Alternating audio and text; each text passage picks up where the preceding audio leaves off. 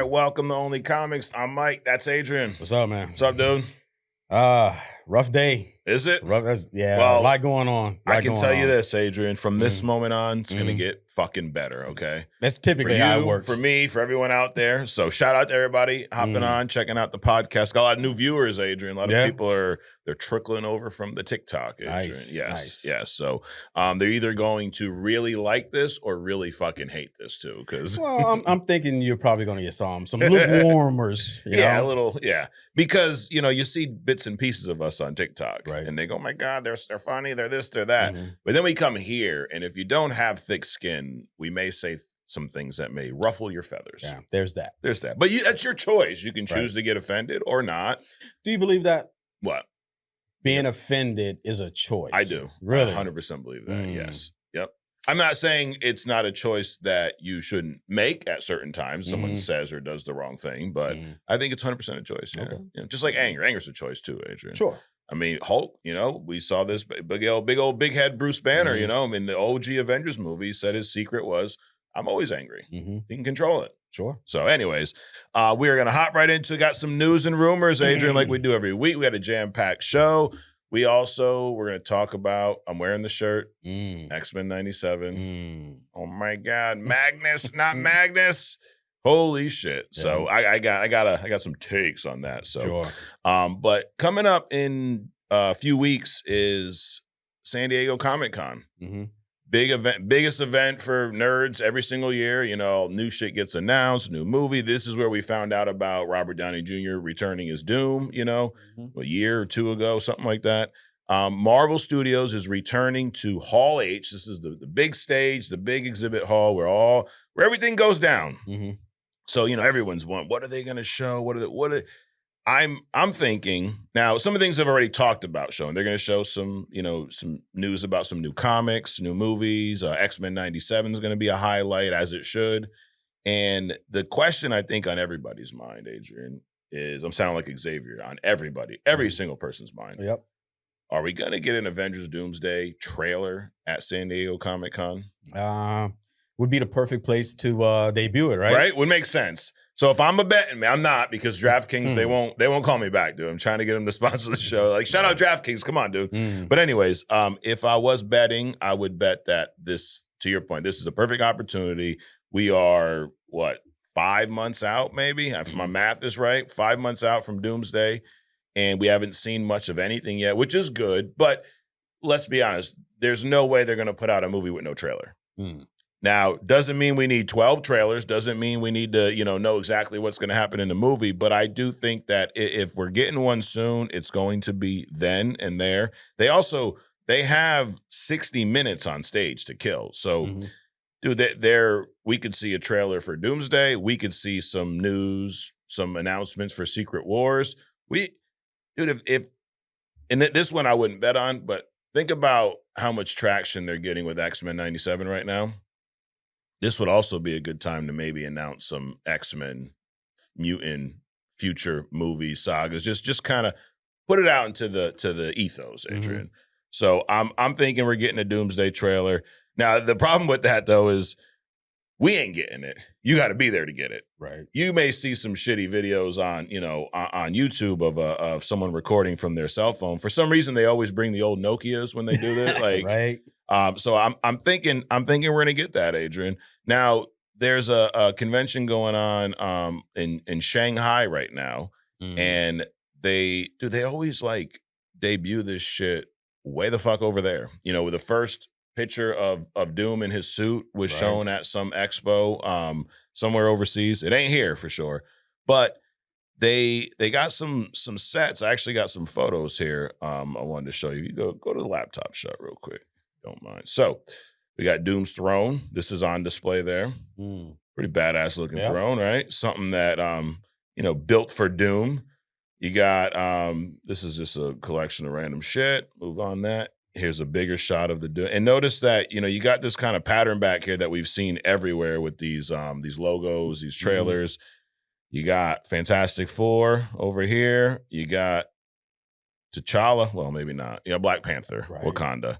And then you also got a little shot inside of the X Mansion, fucking Chucky Boy's chair, no blanket, and a seat over here, probably for Magnus. So anyways, you go back. Yeah. These are, they're showing these there, but this leads to a question. You've seen the throne there. Yep. Remember how Loki ended, right? Loki on the throne. Yep. Do you think Doomsday is going to end with Doctor Doom on the throne somewhere?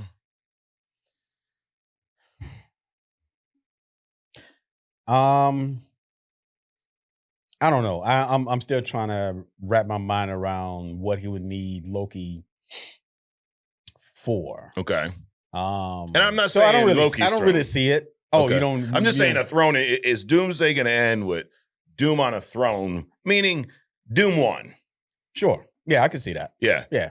Like, I mean, the same way Infinity War ended with Thanos winning. He wasn't on the throne, but he won. He snapped and everybody's fucking gone. He's out there making a big old stew at his house, farming and shit.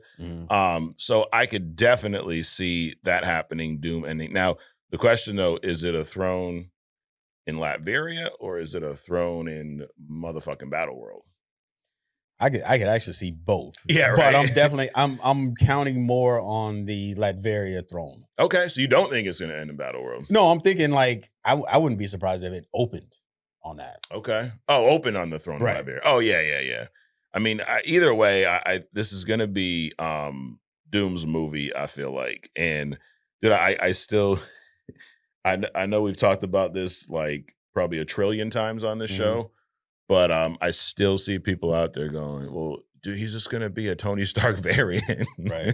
Like, come on. Still, I don't think there's no shot. There's no shot at him being a damn, Tony Stark variant. And actually, what I'm going to do next week for everyone, Adrian, is instead of just telling you, well, I'm going to tell you. I'm going to come back and I'm going to walk people through what comics these guys think they're talking about when they say, well, he's a variant in the comic. Because there's two stories where there's a connection with these two, and neither one would classify as a Tony Stark variant. So we'll talk about that next motherfucking week. I'm speeding through the news, Adrian, because we need to get to X-Men. We need to talk about. We need to talk about Apocalypse, fucking Chucky Boy, Magnus, Wolverine. There's so much to talk about. But this next piece of news connects to X-Men because there is a rumor that, first of all, let me back up. The mutant saga is supposed to be happening after the multiverse saga. Okay, they're going to focus on X-Men. All of that stuff's been confirmed. They're already working on some of these movies, allegedly. We have no idea who's being casted for what part. The rumor is that Apocalypse is going to play a big role in this saga and that Mr. Sinister is going to play a role in this saga. Well, there's a movie that just came out this past week called Moana, the live-action Moana movie. Right. Your boy Dwayne. We were talking about The Rock 2 weeks in a row here. Right. Last week we were talking about Will Wheaton and his nerd friends, calling The Rock a coward, which is fucking ironic. He's in the news again this week because he is rumored to be playing or in the running to play the MCU's Apocalypse. Really? Yeah. I don't have a problem with that. You don't? Nah. I thought I didn't, Adrian, and then I started thinking about this. And I think after watching these first few episodes of 97, I think I got a problem with it, dude. Oh, really? Yes. Well, first of all, tell me why you don't have a problem with it. His body, his mass fits the look. His facial features kind of has the look, especially if you do like the paint, not like the Lobo shit that they did with Jason Momoa. Yeah, but if they do the smudge. If Jason the Smudge Momoa, if they do the paint right, because he has that facial feature, and the fact that he has no hair on above his neck anyway, right? You can do pretty much anything, with that kind of a head. Yep. And I think he has the intensity. Okay. So I agree with most of that. The problem with The Rock for me is now, first of all, I'm not one of those, The Rock can't act. I think he can act. I think I know where you're gonna go. But to me, Apocalypse, like he he needs to be portrayed like Thanos was portrayed. He needs to feel like a motherfucking menace. And the one thing I think I agree, he's got the look, he's got the size. Now with Apocalypse, also you're gonna have to do some motion capture shit because he scales up, right? Like so he's got the size. He could play. He kind of has the look for it, and Saban, right? The problem for me is the voice. And I know that's maybe a small nitpick thing, but I feel like Apocalypse needs a voice that comes across like Josh Brolin's Thanos. Fucking deep, growly, big presence. And The Rock, for me, has got kind of more of a higher pitched voice. See, you've typecast him. You gave him all the praise when he did this wrestling movie and shit, right? How he was transformed, how he looked, and all this other kind of shit. You doing some Trump shit right now. How he was transformed and all this stuff. Now, what you're saying is he is unable to get voice training, right? What you're saying is he's unable to carry the presence, right? Yes, right? I am saying that. But what you're forgetting, you ever seen Schwarzenegger and Hercules Comes to New York? Yes. Okay. His fucking accent was so bad, so heavy that it wasn't bad because it was his Austrian accent, but it was so heavy nobody could understand him. Right, so they just dubbed over his voice completely, right? I think with the voice training, but you also got to understand that a lot of people aren't thinking what you're thinking about, like the voice. Right. Okay, being in podcast, there's three really important things. You know, your originality and the presence that you project, right? Audio and then video. Yeah. Right. I think the video is the least of the three that needs to come across in a podcast, right? A lot of people don't even watch the video. They just listen. Exactly. Yeah. So I don't think a lot of movie producers are thinking about the voice and how it sounds. We talked about the other day about dinosaurs. Nobody know what the fuck they look like on the outside. Right. We just got some bones. Maybe we can reconstruct the muscle, but the skin, we don't know. So nobody's thinking about how Apocalypse really sounds, right? I fucking am. But you are. And that you need to be able to close your eyes and vision that Apocalypse is talking, right? Yes. So yes. I get it, but what I'm saying is, with some voice training, assuming that they even care about that shit, it can be done. Okay. You think it can be done? Yep. I don't think it can't be done. To me, it's a risk with The Rock. Because you never fucking know what you're gonna get, dude. For every good movie, he's got a couple shitty ones, and for every role where he feels like another, character, he's got 5 where it's like it's just The Rock in the movie, You know what? The way he did the Kevin Hart roast, he came up drunk and arrogant and shit. Yeah. Called himself pretty.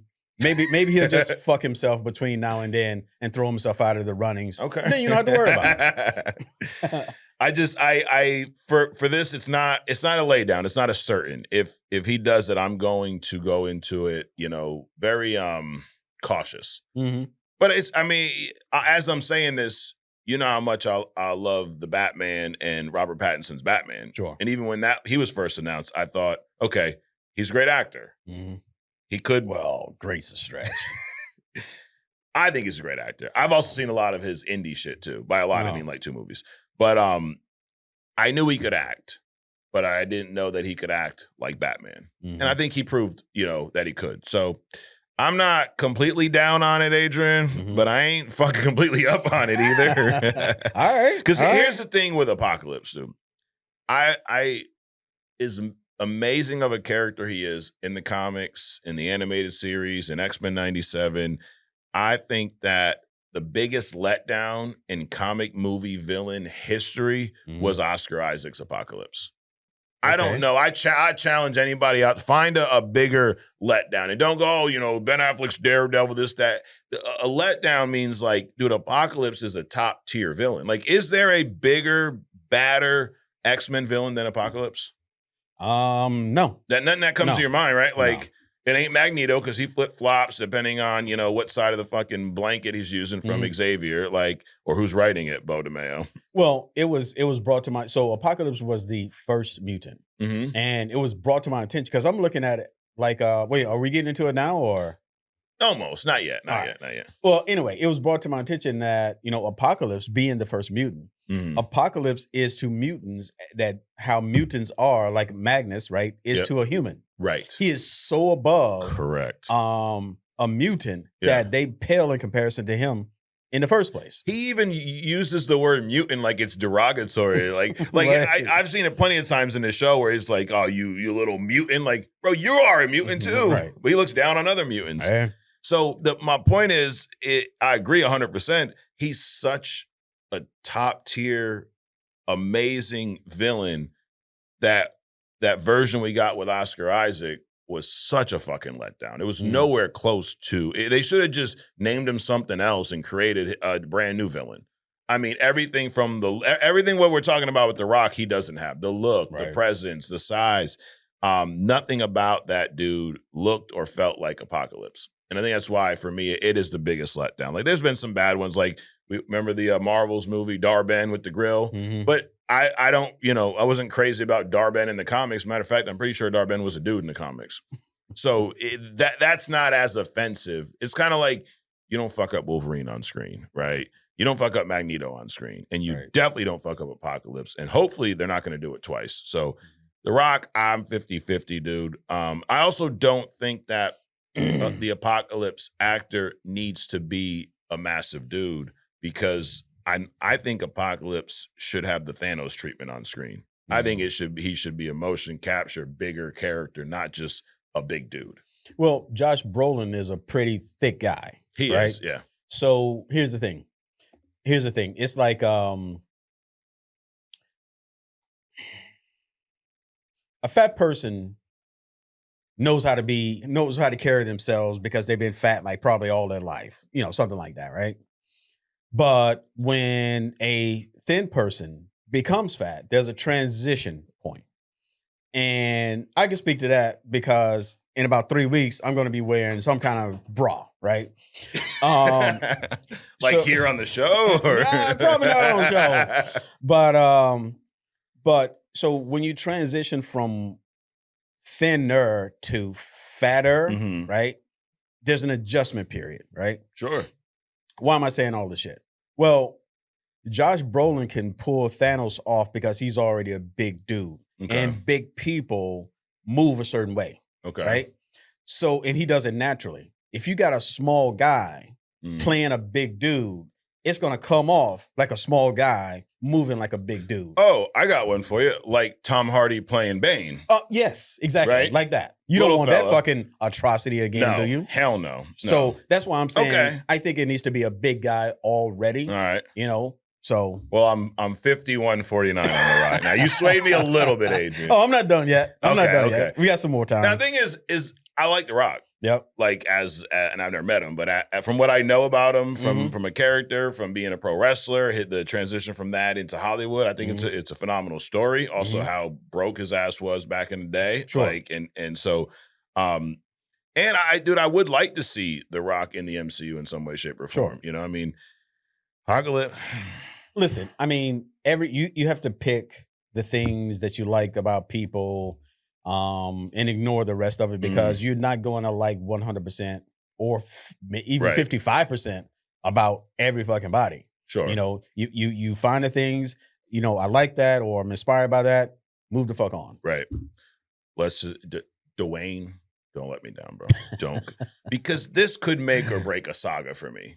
Listen, the way he pulled off Black Adam, I'm more than hopeful. Yeah. That he can pull this off. Okay.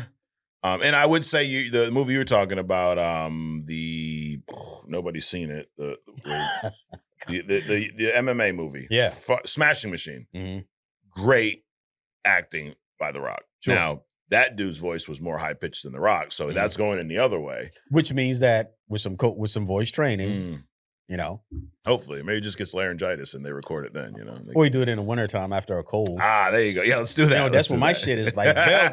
That's my velvet moment there, boy. Yeah, that's when we get all those comments. You guys have a great podcast voice. Like, no, we've been training them. Yeah, no, it's because the fucking weather in New England, dude. Right, got a cold. For real. It's some sinus infection going on. But The Rock, let us know. Rock as Apocalypse. I bet this is one that's going to be very split. you know, there's a lot of people that I think are all for it, and a lot of people that are like, The Rock can't act. He's it, which I'm not on that side of it, but you can't screw up Apocalypse and have a good mutant saga. Like that's it's kind of the issue we're dealing with some of these characters now. Like I was looking at I don't know what the fuck I was looking at the other day, but I saw a Fantastic Four poster of the movie, and I was like just thinking, dude, I enjoyed the movie, but I fucking hate most of the cast. I don't hate the I look. understand. I know what you're saying. You know? I don't like any of them. No, like none of them are great. Any of the cast. The Thing is too small. Yep. And then just the rest of them don't fit. The only one that's even close is the girl that plays Sue. Sue, yeah. You know, the fucking whatever his face Joseph Quinn as Johnny is not. No, he does not have the look. No, not at all. Now, I would say I'd argue on the other side, they all portray the characters properly in the movie, but the look is distracting because, and it starts with Reed Richards. Holy shit, right? Dude, nothing like him. Nothing. And I mean, and you know, they're just they want to cast a big name. That's what it was. It's funny. Vanessa Kirby's the one you know the least, right? And she looks the most like them. Yeah. So let me ask you this: speaking of casting somebody you know, yep. Would you think they could pull it off? Because we always pitching for, you know, give other actors an opportunity. Sure. So if they had like some massive dude that could come in, some kind of relatively unknown character, yep, that can fit the Apocalypse spot, would you be more open to an unknown? Yes. Yeah. So 100%. You'd rather have an unknown come in and potentially fuck it up than someone who has more training that could probably do better. Yeah. But damn. No. Not more training. I would, just because you're unknown doesn't mean you're not a good actor. No. This is true. This is true. But The Rock, even though he has, I mean, everybody has shitty movies. Sure. Right? Nobody has like fucking, you know, $2 billion movies. Wow, you haven't seen my movies yet, Adrian. I don't think I want to see those movies. But so you would rather have by pitching The Rock, not only do you have the attraction, sure, right, the ticket draw, but you have someone that's established, as opposed to an unknown coming in, right, and then potentially doing whatever they're gonna do with this character. I would rather them find an unknown that has proven they can act like a character, you know, like an Apocalypse based off of their previous work, than bring someone in just for the name. Yeah. I mean, dude, I didn't know who the hell Chris Hemsworth was before Thor. Sure. I didn't know who Tom Hiddleston was before Loki. You know? I agree with all of that. I knew who Odin was, Anthony Hopkins. I knew who he was. You had Idris Elba as Heimdall. That was funny too. Like in the early days of the MCU, a lot of times the main character was the more unknown actor, and they placed bigger names around them to bring people. Like Natalie Portman's in Thor. People knew Natalie Portman way more than they knew fucking Chris Hemsworth. Correct. But now you're like, she can come, go, whatever, but we don't need a Thor movie without Chris Hemsworth right now. You know, so I kind of like the unknown, because then I'm not stuck on, this is Black Adam playing this, or you know, you got Tony Stark playing. Fuck out of here. Let's just have Robert Downey Jr. play Apocalypse too. Right. Fuck it. You know, Tom Holland do it. Speaking of Tom Holland, brand new day, dude, a few weeks away. And I don't know, dude, I don't want to come across as like overglazing, Adrian, but I think this movie's is shaping up. I'm making another prediction here. I've said this before. I'm going to double down on it. I think this is going to be the best Spider-Man live action movie, period. I think they're going to fucking knock this out of the park, dude. Sure. I really do. And Now, the best Spider-Man movie from an engagement perspective or a box office perspective, or both? Quality.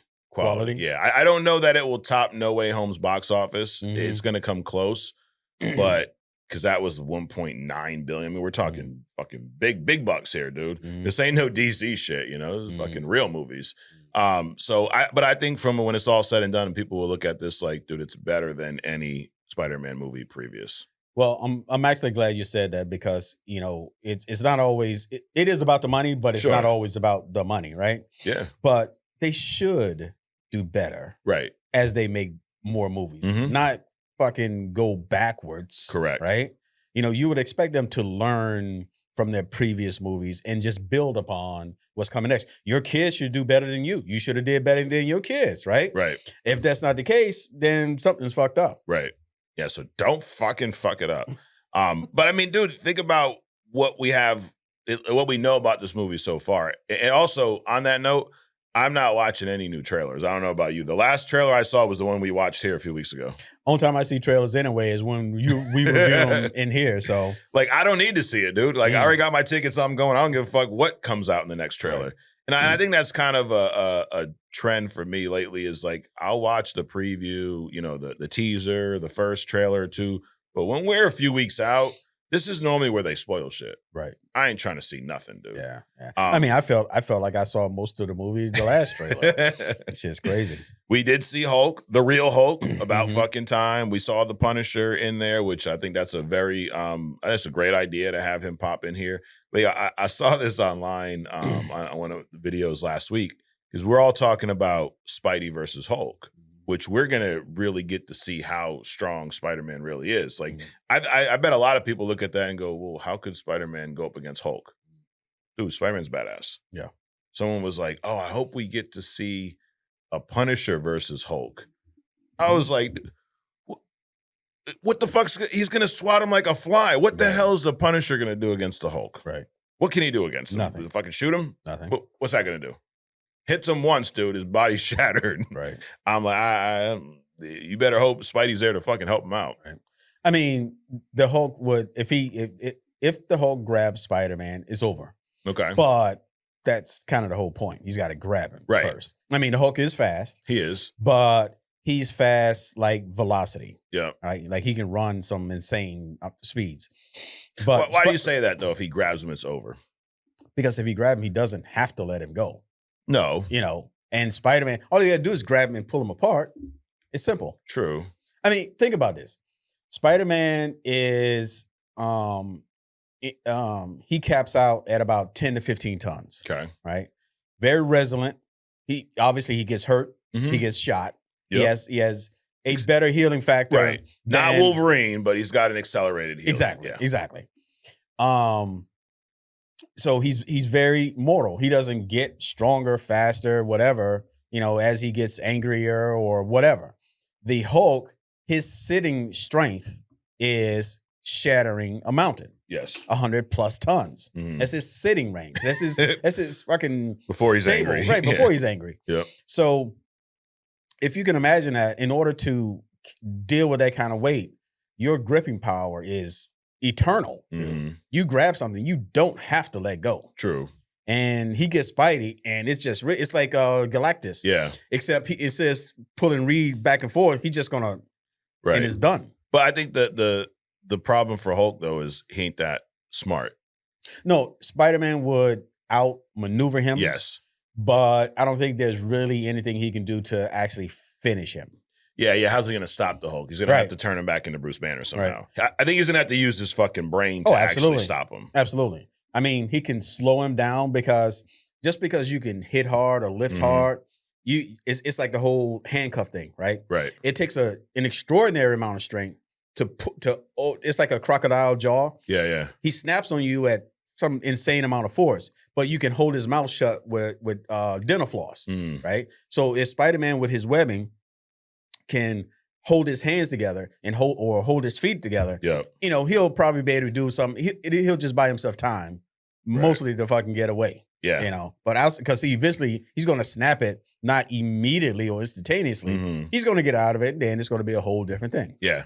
I'll tell you what, it's going to be a destructive fucking fight, though. That it will be. Like, he's going to be because I think my point with that is I don't think the Hulk is fucking smart enough to know I'm going to pull him apart. He's going to grab him and fucking slam him and throw him, and we know Spidey's going to bounce back and try to hit him, try not to get caught. It's gonna be if they really go at it, it's going to be something to fucking see, dude. I think it's going to be an epic scene. Yeah. Well, assuming they are fighting, right? You know the way they. Oh yeah, you never really know. You never really know. I mean, I think they kind of have to. I don't know. Maybe the Hulk's after the Punisher, and the Spider-Man trying to keep him from killing the Punisher. Who knows? I think the Hulk is going to be some type of mind control by somebody. in order for him to go down. Because that's the last time we saw him go crazy batshit was when Wanda fucking fucked him up in Age of Ultron, and we got that on the helicarrier. Oh yeah. Oh, the first one was helicarrier, and then that was Loki. I think was Loki. And then in the second one, it was in they weren't in Sokovia, but they were somewhere where he's fighting the Hulkbuster.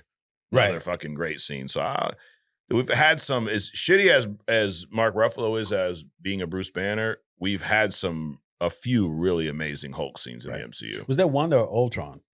Like Wanda.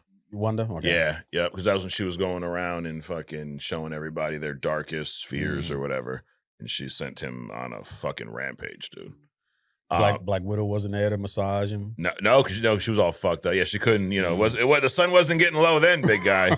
So, but I say all that to say, stop glazing the Punisher. I like the Punisher, but let's not fucking get stupid here. He ain't doing shit against the Hulk. Right. He'll get squashed like a motherfucking bug.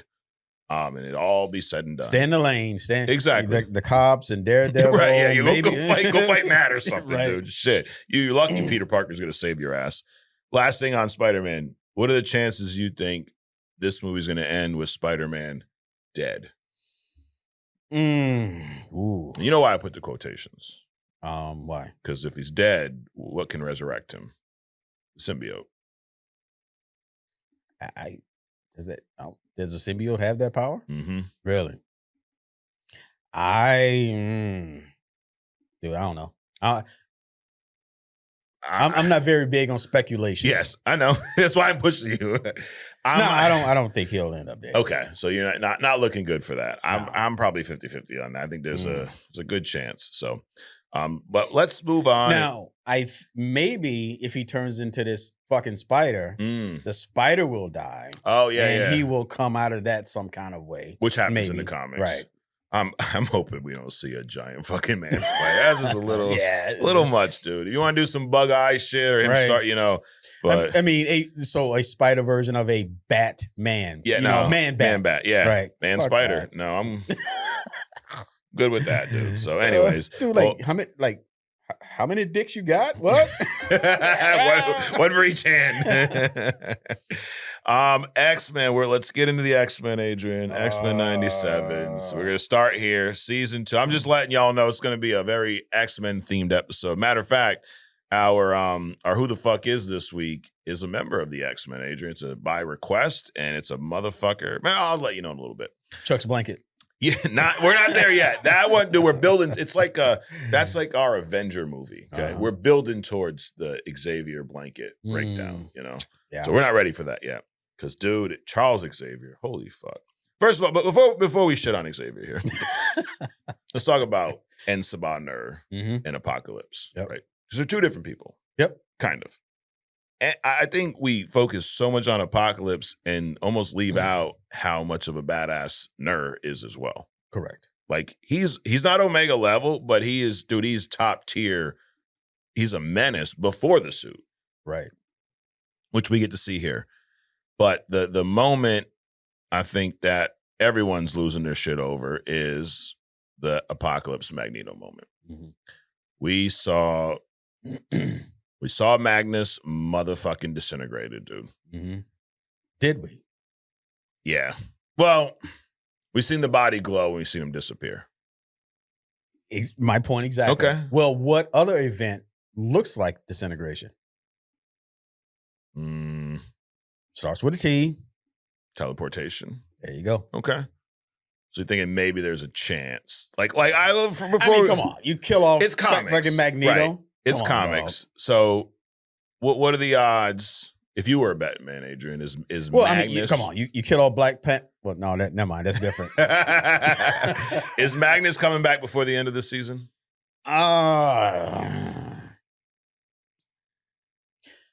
Possibly, but I'm kind of. I think Magnus is gonna kind of go dormant, kind of like Wanda went. Okay, dormant. Got it. So for a minute, but you think we will see him back? I think so. Yeah, for 10 fucking seasons allegedly. So right. But before that happened, we get to see some amazing fights.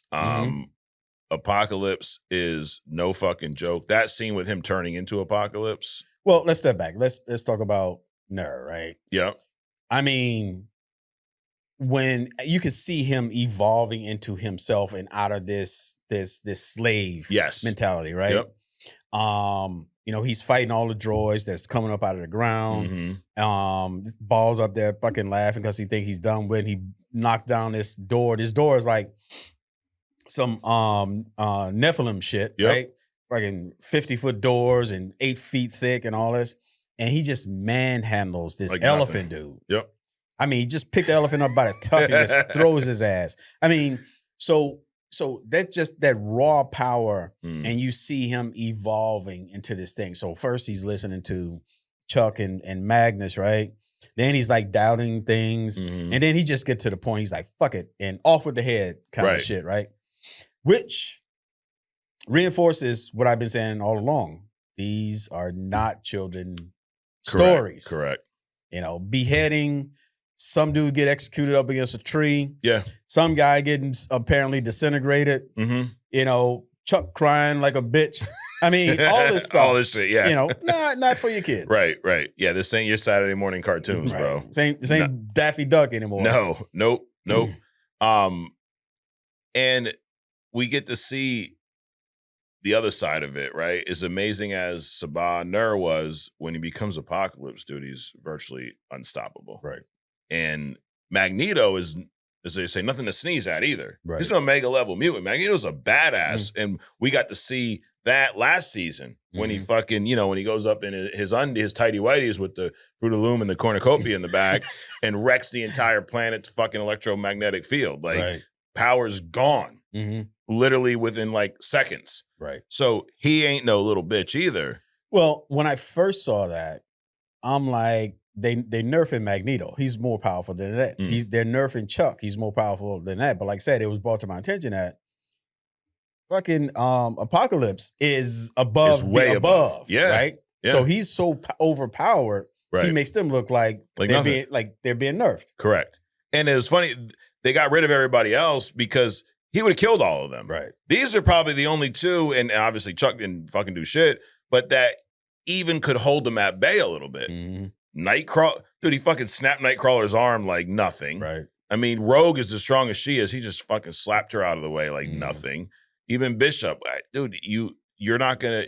Those guys ain't gonna do shit against Apocalypse. Right. I mean, Bishop got one good punch in, the first time, but that was about it. Yeah, that was it. But then you heard him. It's like it's time to unload or something like that. Yeah. So he literally spent all of his stored energy on this. So now he's got to get that energy back. Yes. Before he can do something else again. So he's out. Yep.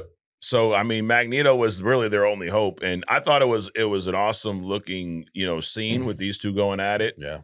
And Magneto gave him fucking everything that he had. Wasn't enough. But we did get to see another impressive feat by Magneto when he saved the city. I mean, think about what he's doing there. He's holding off, like it's a black hole. Right. He's holding off all this debris, and then the ship that they can't control, he's literally pulling the ship into the fucking black hole. Right. Like, talk about power set. Yeah. Holy shit. Yep. And then, he chucks Apocalypse God knows where. Like, I knew he was going to come back. I didn't think he was going to come back 10 seconds later. Like, right? Fuck? Like, here I am, bitch. And then the motherfucking scene, Adrian. We're going to talk about the scene first, and then we're going to go back and take a fucking verbal shit on Charles Xavier. Yeah, we both shitting on Chuck Oh, today. yes. But the scene, and I agree with you that there's definitely a good possibility that he's going to return. It's comics, dude. Unless you're Uncle Ben, you're going to show back up at some point or another. But that was just an awesome scene to display how fucking ruthless Apocalypse is. But it makes sense when you think about the dude was abandoned by his mom when he was a baby. Then he was enslaved his entire life. Well, he wasn't just left by his mom. She left his ass in the desert, to fucking bake. Right. Or be eaten, whichever came first. Who cares? Whatever, right? Or the sand like eroded. One of those three things was going to happen. Yeah. Oh, yeah. And She none of left him them to did. die. Right. And then he's enslaved. And even, dude, he can't even hang out with the regular slaves because he fucking is blue. Right. Like, even that scene when they're all like sleeping, right? He's over there on the side. Like, they don't want, y'all are slaves, but you don't want that motherfucker over here. So, dude got treated like shit his entire life. Yeah. And then he comes to find out that there's this prophecy about him being a ruler. You almost can't blame him in a way. Right. I mean, not justifying all the shit he goes out and does, but he's like, fuck everybody, dude. Mm-hmm. Nobody helped me. Right. And now I have this power to do this. So, and he makes this deal with the Celestial, it was cool watching this episode because we talked about Apocalypse a few weeks ago here. Mm-hmm. And I'm like, this is all the shit we talked about. And I thought it was a cool way for them to show that origin and not make it a origin story. Right, right. But dude, when he comes back and now Magneto's drained, right? Because he just fucking, saved the city or whatever. And dude, he's fucking just crushing his helmet, holding him by his head. I thought that was an awesome looking scene. Because to your point, these are adult, but they are not, M-rated cartoons. Right. So you're not going to see, his fucking body blown out. But they did a great job of telling you what's happening where he lights up the entire body. And I thought he was going to just crush his skull altogether. But I didn't expect the disintegration thing. He wanted to make sure. That was even cooler. Yes. Yep. The way you could see his fucking skeleton and shit. And then, dude, Xavier, he just starts fucking shitting on him. Like, good thing your mother left you, you stupid piece of shit. Dude, what? Apocalypse is a savage, too. Like, what do you say to Chuck? Something along the lines of like he reiterated back to him what Chuck told him about some ants or some bullshit while he's got his fucking foot on his head, right? Yeah, like basically you're nothing to me. But even before that, he told him, I would make you a horseman if you had a spine. Like, so for shit like that, I go, you know what? The Rock could definitely do stuff like that. But does he have the voice? I don't know. Damn. All right, so we know Apocalypse is a savage. We know he fucking disintegrated Magnus. We know all that. Charles Xavier, okay? Xavier he's an Omega level telepath, right? He's not an Omega level leader, though. I can tell you that shit. No. Why didn't he force his team to leave long before this? Right. Why did he listen to Magnus so goddamn much after what just happened in the last season? Why did he lead Ner to the goddamn celestial ship and the armor for him to become Apocalypse? Like, this dude's supposed to be a teacher? What the fuck was he thinking? So if you think about last season, right? Chuck half of one of the show's episodes was about Chuck and Magnus and this fucking mind fucking each other. Yeah, fucking each other, right? Then he's crying over him after he dies and shit. Yep. He had to put locks on himself because he was lusting after Jean when she was a kid. Yep. And that kind of bullshit. He's doing some Trump white supremacy shit, right? He helped Jean out. Fuck Aurora. Right. Leave her crippled with her fucking claustrophobia and shit, right? Yeah, then, he raised this fucking cook fucking Scott. Right, Wolverine around there just fucking his wives and shit around like nothing. He's like, oh, Wolvie, come on, dog. And everybody's like, my X-Men, X-Men, my X. It ain't not your fucking my X-Men. And he's doing some also like Trump, like some baby mama shit. I mean, how many kids he's got? Oh shit, he got kids fucking everywhere. He don't take care of none of them, right? But then I'm sure he does fucking mind wipes him. So you don't really know how many women he's got out and what he's done to him. But he looks like he loves himself some Magnus, though. I can say that. Dude, Bo DeMeo, he wrote these episodes. Oh, that kind of explains the first season. And listen, I'm gonna speak, Adrian, okay? Do it. Anyone who knows me, you know me personally, Adrian. Yeah. I ain't got no issues with anybody's fucking sexual orientation, gay, straight, I don't give a fuck. I do have issues with people changing comic characters from gender, race, sexual orientation, whatever. Right. Is it fucking a coincidence that Bo DeMeo's gay? Okay. He wrote half of this season, the whole first season, whatever. I've never in my life of reading comic books or watching X-Men content did I ever think that Xavier was trying to fucking play tummy sticks with Magneto. Right. Never once. Right. I also never thought that Morph had feelings for Wolverine. Never once. And some people are okay with, I'm not going to go there. But so I've never seen that. Right. But I've seen it in this show. Now, I love the show, though. I think the show is my take on the show is that X-Men 97 is the best thing that the MCU, that Marvel Studios has created, period. I maybe that's fucking glazed, but I do think it's the best thing they've done, period. But you're allowing, I think there are people at the top that don't know the comics. They just looking at the spreadsheets. Sure. And they're allowing the writers to gradually sneak in their own personalities. Right, like undertones. Right. Yeah. It's like you have a gay teacher. You know what I knew about my teacher when I was growing up through school? Fucking nothing. Nothing, yeah. Nothing. I didn't know who their husband was, their kids their sexual orientation, whether they went home, put peanut butter on, let the dog lick it off. Nothing. I knew nothing about my fucking teachers. Yep. Today's teacher, they gotta tell you about their life and what they were. I don't want you to tell me teach my kids about your fucking life. Correct. You are nothing to my kids. Yeah. Teach them the shit that they need to do to get out of your fucking school. Because that's how society is. And then I'll do the other teaching. Correct. The real teaching on this side. Right?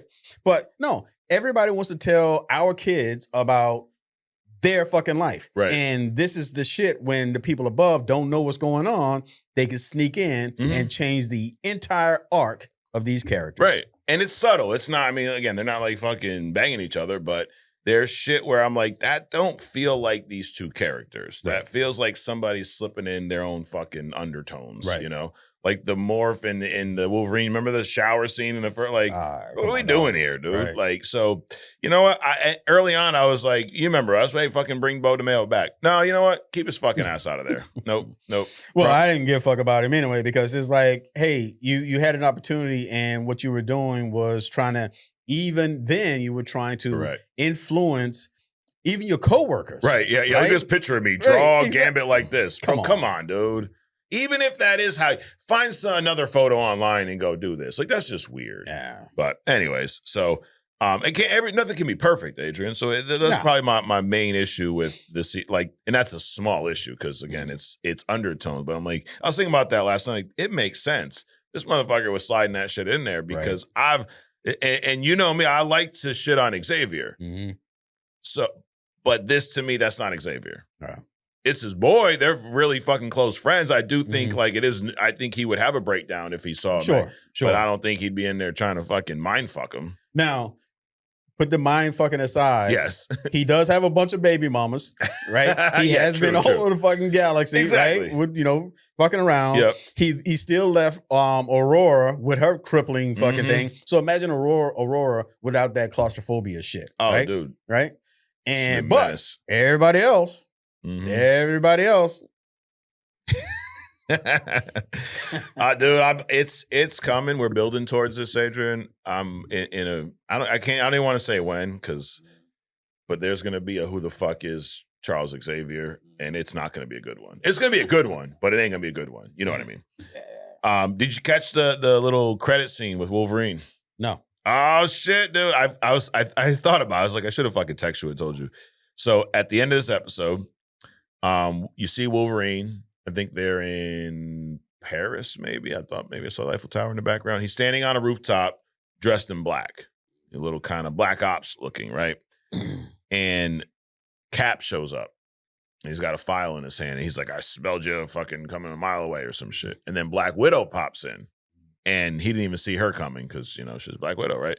So these two, Black Widow, Cap, meet up with Wolverine.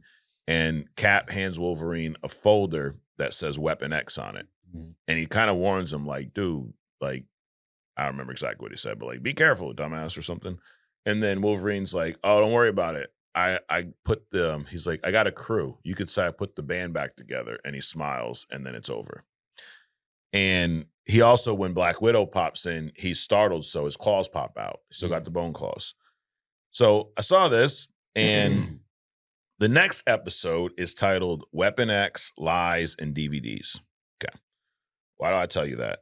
There's an X-Men animated series episode from season 4 titled Weapon X, Lies, and Videotape. Okay.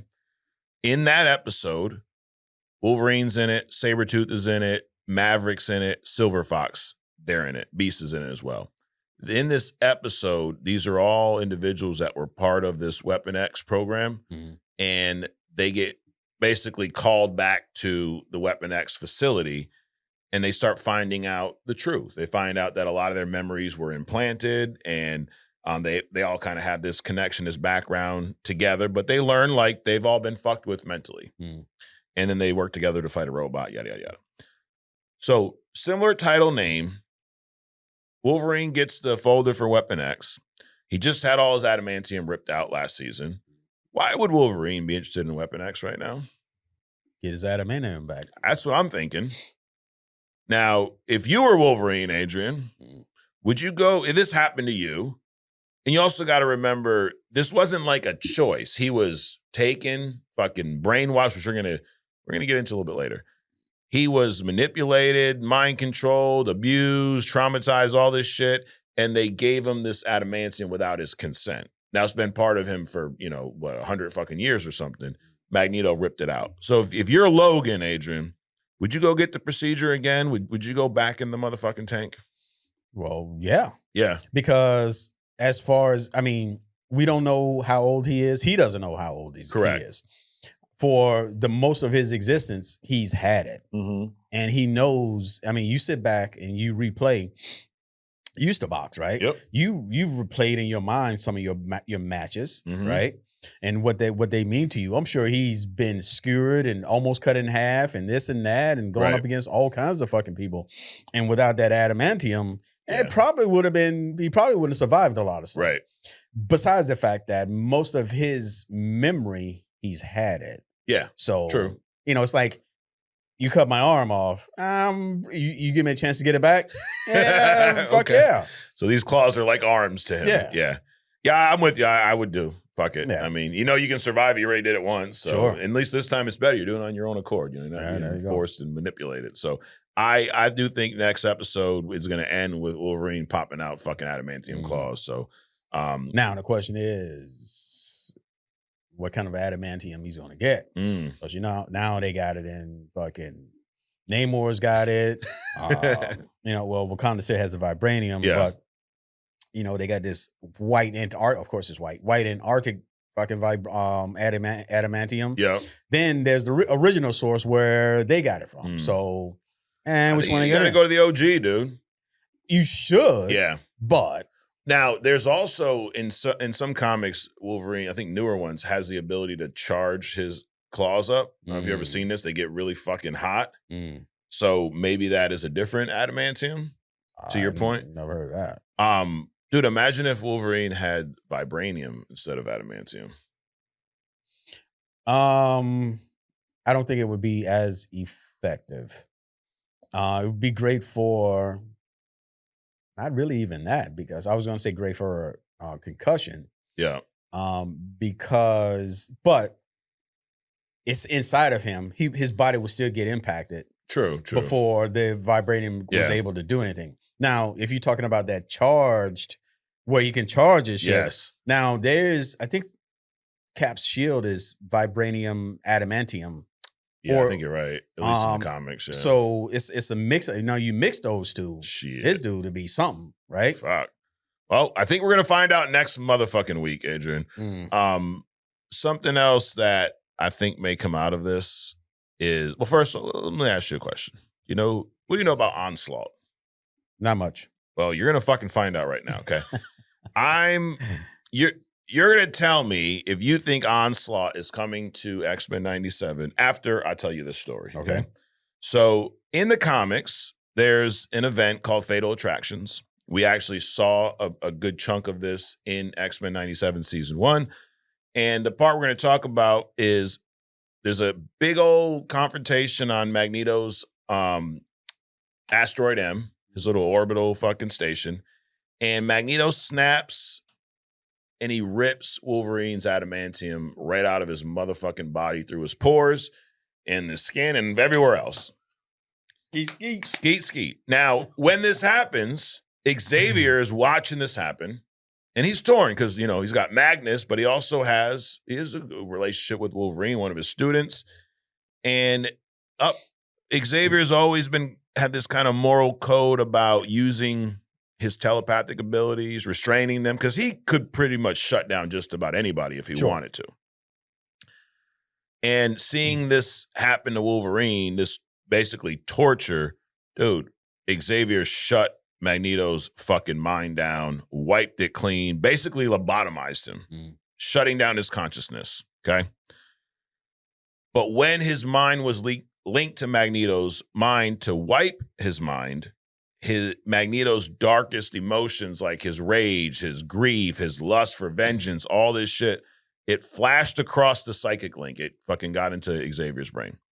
Now, that dark energy didn't just disappear. It actually transferred into Charles's subconscious, okay? It planted itself like Charles plants himself under his blanket, right? But it was like a psychic virus pretty much. Now, for a while, that shit just stayed up in there, festered. But what it was doing, so Xavier, you mentioned this a little bit earlier, Xavier has spent decades suppressing his own negative emotions, like the whole love he had for Jean Grey. He's putting these blocks on that himself.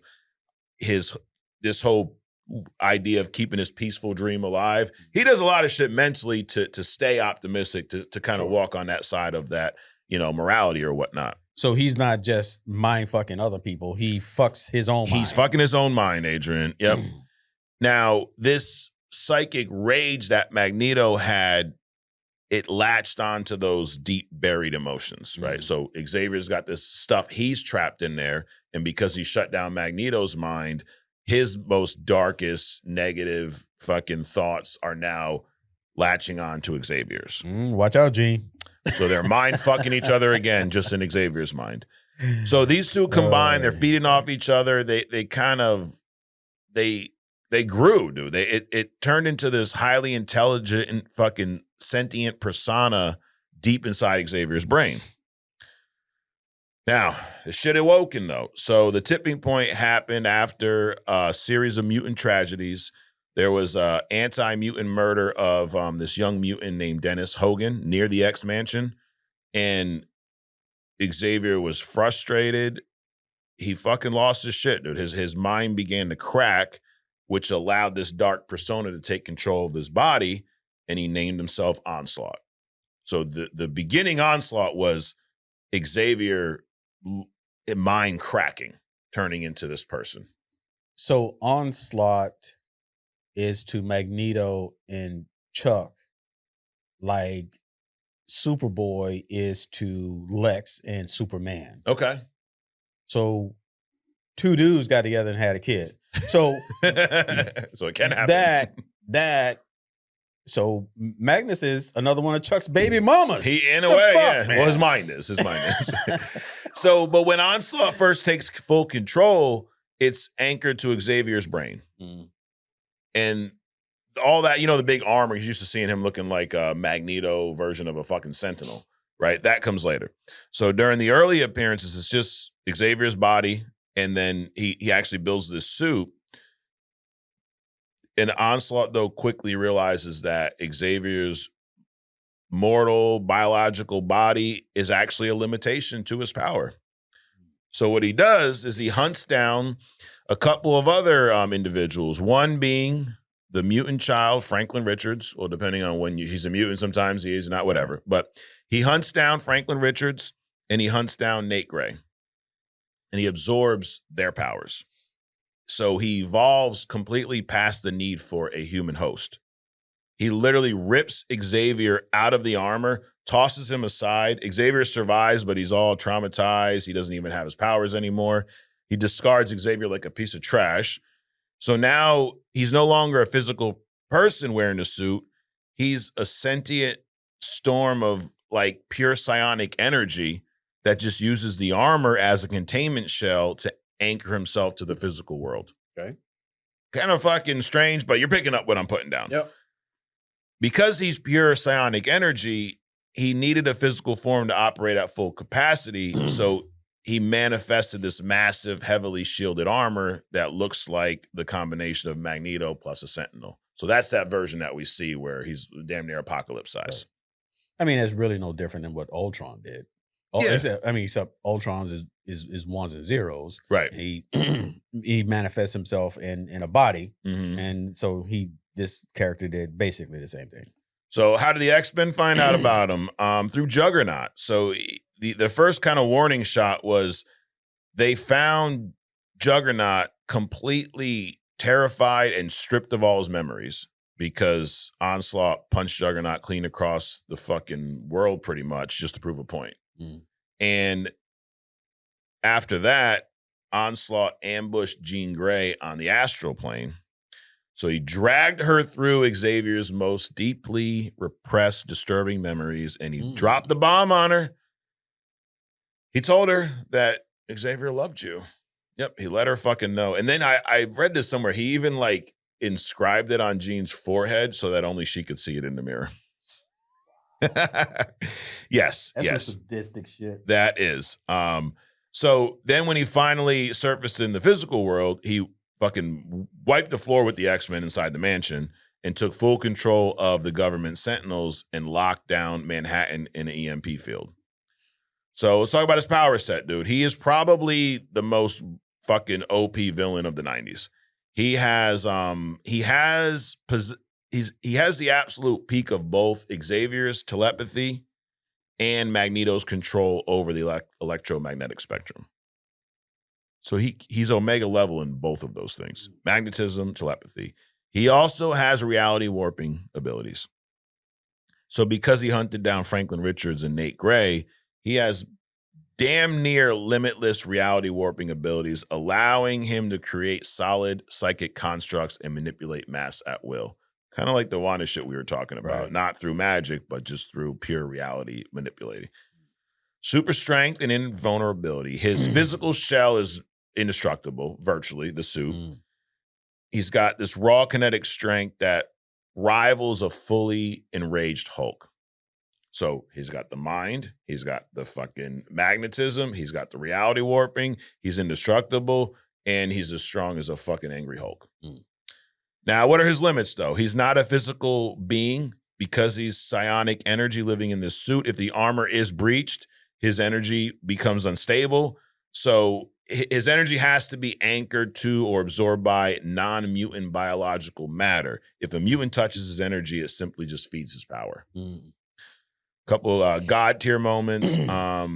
We talked about him absorbing Franklin Richards' body or power. What he did right after that was he created a second miniature sun over New York City. Just did that. He had a rematch with Juggernaut. So you know Juggernaut is powered by this gem, right? This crimson gem of Sidorak. Right. So Onslaught uses his reality bending powers to physically rip the gem out of his body, then trapping Juggernaut inside the gem and stealing his source of unstoppable magic. Damn. He hacks into the government Sentinel program and turns all these Sentinels into his own personal guard dogs to quarantine Manhattan. He views Xavier with pure contempt. So he's like us, you know. He looks at Xavier as weak, cowardly, and hypocritical. That pretty much checks out. Onslaught represents everything Xavier ever wanted to do to humanity, but restrained himself from doing. Magneto, he looks at as his father almost. You know, he believes that he actually believes he's fulfilling Magneto's true destiny. He considers that Magneto is flawed because he still possesses human weaknesses like grief. Okay. And then Franklin Richards, he don't look at Franklin as a child. He just looks at him as a cosmic battery pack. You know, fucking kid. He's just fucking power source, you know? So how was he actually stopped, Adrian? There was a battle in Central Park. You had X-Men, Avengers, and Fantastic Four. They were threw everything they fucking had at him. It actually took Jean Grey using her telepathy to completely turn off Bruce Banner's human consciousness and unleash a mindless, enraged Hulk to smash Onslaught's armor to pieces. So she had to fucking tap in and have Hulk go crazy to even smash his armor. Now, smashing the armor didn't kill him. It unleashed that pure energy that we talked about, which began to expand, threatening to wipe out the entire planet. Thor realized that.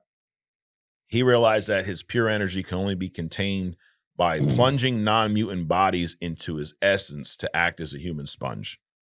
The Avengers, the Fantastic Four, and Bruce Banner threw themselves into the energy storm to soak it up because the mutant bodies would just feed him, so the X-Men couldn't do it. They had to just stand back and watch all these friends sacrifice themselves. Once the non-mutants absorbed his energy, the X-Men unleashed a massive combined strike, destroying the energy field and killing off Onslaught. Now, he actually was saved and transported, killing off, let me back up. They unleashed this combined strike that destroyed the energy field, seemingly killing off themselves. But you know who fucking saved them? Franklin Richards. He transported all of them into a pocket universe to save them from being killed.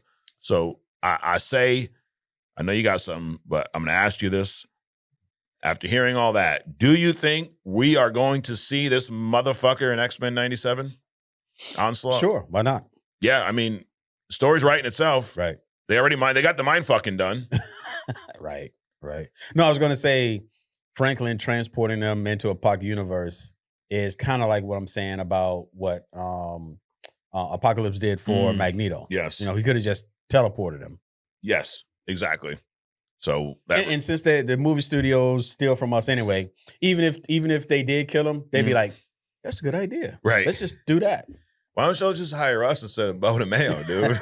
We're not gonna make anybody gay. We're not gonna tell them to look at our photos. We're just gonna tell them what to do. Right. You know, we're just gonna fucking give them the story, or we'll just keep giving you the story here, right? Because that's kind of, you know, it's funny. You do these videos and 99.9% of the response is people, they appreciate it. It's a great story. I didn't know anything. They'll request, you know, and actually this week's is a request. Then you get like one person, that's not what happened at that time. And then you forgot about this. And when I do these, Adrian, this is a realization I've came to recently. First of all, there's like 60 plus years of X-Men stories. So I can't possibly give you everything. I'm giving you my version of the story. I'm picking and choosing stuff.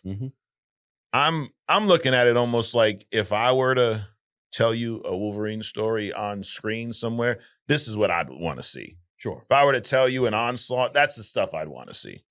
So if you're mad because I left something out, I don't give a fucking fuck. Do your own fucking deep dive or just enjoy it. You know, I'm talking to like the 1%. Right.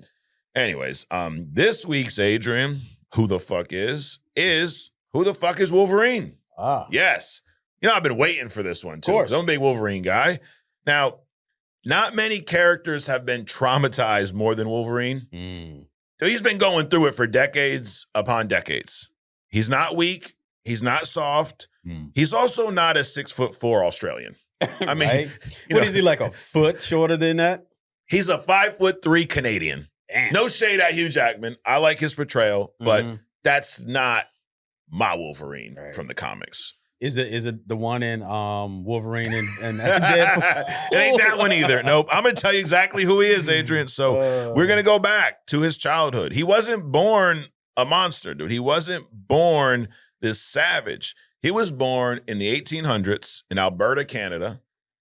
His name was James Howlett. Wasn't even Logan. He was a fragile, sick kid. He was born to a wealthy family, old money. James was plagued by allergies. Dude, he was a sheltered kid living on an estate. They had a caretaker at his house. He was cared for by this young Irish girl named Rose O'Hara. She protected him from all these harsh realities of the world. So James and Rose, they befriended this kid named Dog. His name was fucking Dog. Not fucking Dog. His name was Dog. Dog was the son of the groundskeeper, Thomas Logan. Now, here's the thing about James' mom. James' mom, she's a little freaky. She actually slept with the groundskeeper, Thomas Logan, and that's who James' dad really was. So he didn't know this at the time. This kid, Dog, is actually his half-brother. So the Dog's father, Thomas Logan, also was very abusive of the son. Dog resented James for his wealth and the status of so Dog resented James, and his dad actually gets fired. So Thomas Logan was fired for his son Dog having these inappropriate advances on Rose. So Rose is taking care of Logan, James Howlett at the time. Their friend Dog's a fucking hater, dude. So he starts, trying to get some of Rose, and because of that, Thomas Logan, the dad, got fired. Okay. When he got fired, dude, he storms the estate and actually murders John Howlett. This is the man who James thought was his father. Kills him right in front of the kid, right in front of James.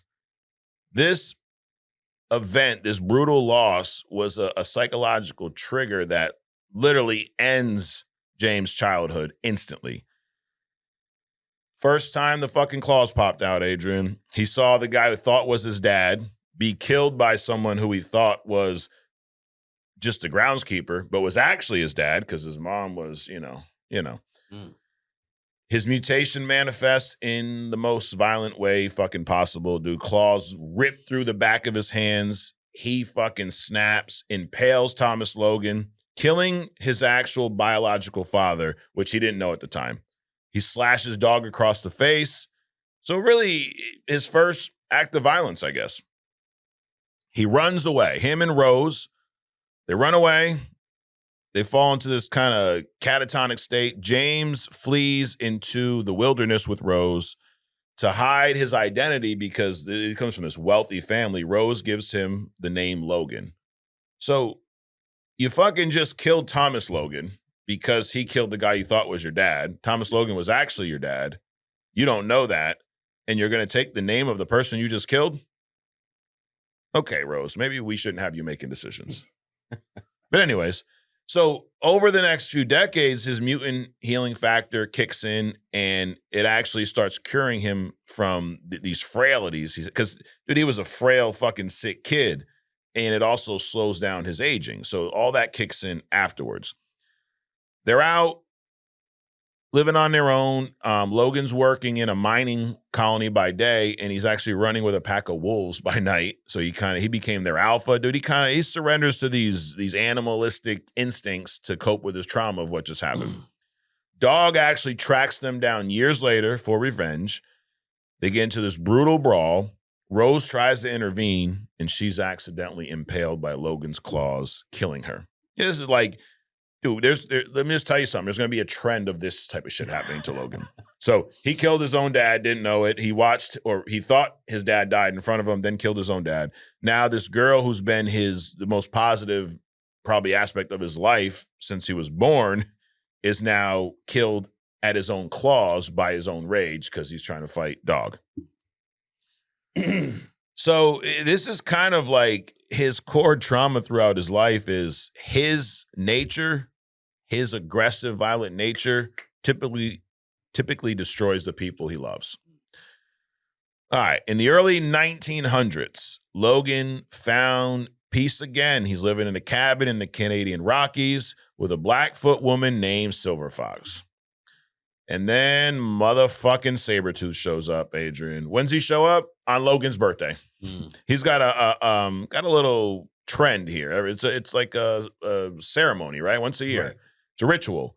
Sabretooth tracks them down, and it seems like he murders Silver Fox. This sparks this century-long fucking blood-soaked rivalry between these two.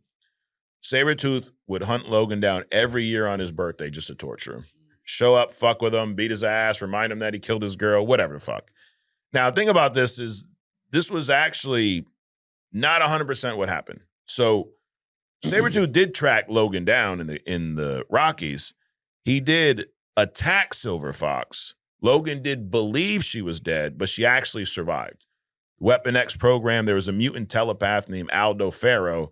He manipulated them and implanted these false memories to make the trauma seem real. You're really using it to try to break Logan down. So decades later, Logan realizes he finds out that Silver Fox is still alive. Not only did she survive, she actually became a high-ranking official in Hydra, terrorist fucking organization. So after Logan finds out she's alive, he loses her all over again. Sabretooth tracks them down and violently murders her for real. he wanted to make sure that Logan had to live through that shit a second time. Okay. Logan then fell in with the CIA Black Ops after this, a team called Team X. He actually was working alongside Sabretooth and Maverick at the time. The government used the telepaths and other technology to implant more false memories into their brains, scrambling his brain so he can't even trust his own past. So that's how you get two people that hate each other to work together. You just fuck with their minds, have them forget shit, right? Logan's been through a ton of wars. He's fought in a handful of wars. He fought in World War I, World War II, Cold War. So before being kidnapped by the Weapon X program, he spent decades wandering the world as a soldier. In World War I, he was serving in the Canadian military. Logan falls in love. Bro, Logan's a sucker for love, dude. Apparently. I mean, remember Apocalypse is like, dude, I ain't got time for love. This motherfucker obviously has time for love, but it keeps fucking biting him in the ass. So he fell in love with this woman named Janet. His commanding officer, Silas Burr, who later becomes the villain Cyber, murders Janet just to teach Logan a lesson about attachment. Then he brutally beats Logan and gouges out one of his eyes to prove that even though you got this healing factor, bro, I can still beat your motherfucking ass. Fast forward, World War II. You know who he fucking was around in World War II? You're wearing the shirt right now, Captain America. Logan fought alongside a young Steve Rogers and Bucky Barnes. Logan was ruthless, though. He, in Cap, is the idolist and all that. So they had different moral codes, but they forged a deep respect as, I guess, brothers in arms. They fought against Nazis. They fought against Hydra together. So he's pretty close with Cap. So it makes sense that at the end of the episode, Cap's the one bringing him the file. They go way back. Post-World War II, Japan. So after the World Wars, Logan travels to Japan to train in martial arts. What does he do, Adrian? He falls in love with somebody else. A local person named Itsu. They got married. And then there's this motherfucker, Romulus. You know about Romulus? He has literally been watching Logan his entire life from afar, fucking with. He's the one that sent Sabretooth after him. He knew about his family. He's a motherfucker. I did the hidden gem on Logan's son. Oh, yeah. That was Romulus that sent him to do all this. Well, we're going to remind everybody about that fucking incident right now. So Romulus ordered Bucky, the Winter Soldier, who was brainwashed at the time, to assassinate his current girl. So, all right, Silver Fox dead, fucking Rose is dead, your dad is dead. Your dad's dead, Janet is dead, and now Itsu is dead. Basically, don't date Wolverine. Don't even fucking hang out with Wolverine because you're probably going to end up dead. So he orders Bucky to assassinate her while she's pregnant. And Romulus then cut the unborn child out, which you did a hidden gem on. Dakin. He would, so Logan don't even know. He thinks the kid's dead. Romulus snatches that up, robs him of a family again, robs him of a child, sends him back into isolation. All right, so now we're in the 60s now, Adrian. Logan was recruited into a highly classified covert CIA wet work team named Team X. He ran alongside, we talked about it, Sabretooth, Maverick, Kestrel, and Silver Fox. They were government's ultimate off-the-books death squad. They're sent into foreign territories to assassinate targets, steal intelligence, and sabotage enemy operations. To keep them on a tight leash, they brought in, we talked about this earlier, the cyborg Aldo, the telepath, and he would create fake scenarios, relationships, fake trauma directly, literally just mind-fucking them worse than Xavier would do. The scientists, they would build literal sets, like a cabin in the woods, and place props around them while they were sedated, subjected to telepathic manipulation. So they went so far to have them believe that these things really fucking happened. The purpose of it was to make sure that they always had fucking control over them. Make sure that all of their memories of happy lives, anything good about their lives were taken away from them with these traumatic fucking memories. If a Team X member was ever captured and interrogated, they couldn't give up the actual government secrets because their minds were so scrambled of all these fake fucking movies and all this bullshit. So Logan eventually transitioned out of the Team X field and got into the Weapon X program. So His mind's fractured. And this is why, for most of the comic history, he has no idea if any of his memories before joining the X-Men were real or were they just scripts by the CIA. So Logan was targeted by the Weapon X program, led by Professor Thornton and Dr. Bitch-ass Cornelius, because of his mutant healing factor, because that was off the charts. He was the only mutant biologically on Earth capable of surviving the adamantium bonding process at the time without dying of heavy fucking metal poisoning. So he was hunted down, sedated, kidnapped. They stripped him down, butt-ass naked, put him into that sensory deprivation tank. You said it right. I said it right the first time. Yeah, I scrapped that out. Of course I said it right, Adrian. Why would I not say it right? They chemically bonded indestructible adamantium directly to his motherfucking skeleton. I'd imagine it probably didn't feel well. Probably. It's probably agonizing pain. Then after that, they treated him like an animal, kept him in a cage. They wiped what was left of his mind. They treated him like a fucking feral dog, dude. They would unleash him in controlled environments to slaughter test targets. So they were building him up to be this machine. Problem is, though, you can only cage an animal for so long. Logan's rage eventually overrode the brainwashing. He broke completely free, fucking using these new metal claws, and massacred almost the entire facility before escaping fucking naked through the, winter snow screaming, "Oh my God." So he's wandering, dude. He's feral. He's starving in the wilderness. And Logan was discovered by this couple, James and Heather Hudson. They nursed him back to physical and mental health. And they, gave him a family again in a lot of ways.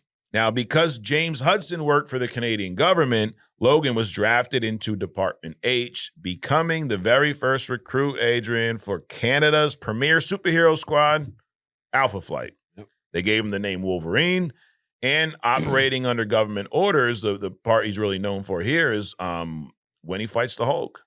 Government orders, they heavily armed Logan, dropped into the wilderness to stop a destructive brawl between Wendigo and the Incredible Hulk. And Logan went toe-to-toe with the Hulk, dude, using his claws and his speed to survive against this kind of raw gamma strength that the Hulk possessed. So I know sometimes I think we undervalue how amazing Wolverine is. Not just the claws, not just the healing, but from his strength isn't, off the wall, but his speed. So think about that. So his strength isn't off the wall. Right. He can do like 800 pounds. He's like right below cap. Yeah. Right. But he's also not Spider-Man when it comes to speed. Right. So imagine what Spider-Man can do with his strength. Correct. And his speed and his Spidey senses. Right. If Logan went fucking toe-to-toe with him. Yeah, it's going to be a fucking battle, dude. Now, the part we always like to talk about, Adrian, is when they joined the X-Men, right? So the original X-Men were captured and living in the island of Krakoa. Charles Xavier needed a highly lethal strike team to save them. He ain't going to do it on his own in his fucking wheelchair. So he tracks down Logan, finds him on this Canadian military base, and dude, he didn't just fucking ask nicely. He uses his Omega level telepathy. He looked inside of Logan's scrambled, traumatized brain. He broke some of the Weapon X mental blocks that were put in there, and he gave him a taste of clarity. He's like a fucking mental drug dealer, dude. He gave him a little sample, right? Hey, here's what I can do for you. And then he said, I will unlock the rest if you can cut a hole into my blanket with one of those claws. I'm just playing. He didn't say that. He was then drawn to Xavier's mission, and believe it or not, he got one look at Red, Adrian. He saw Jean Grey, and he's like, oh, sign me up for this motherfucking team.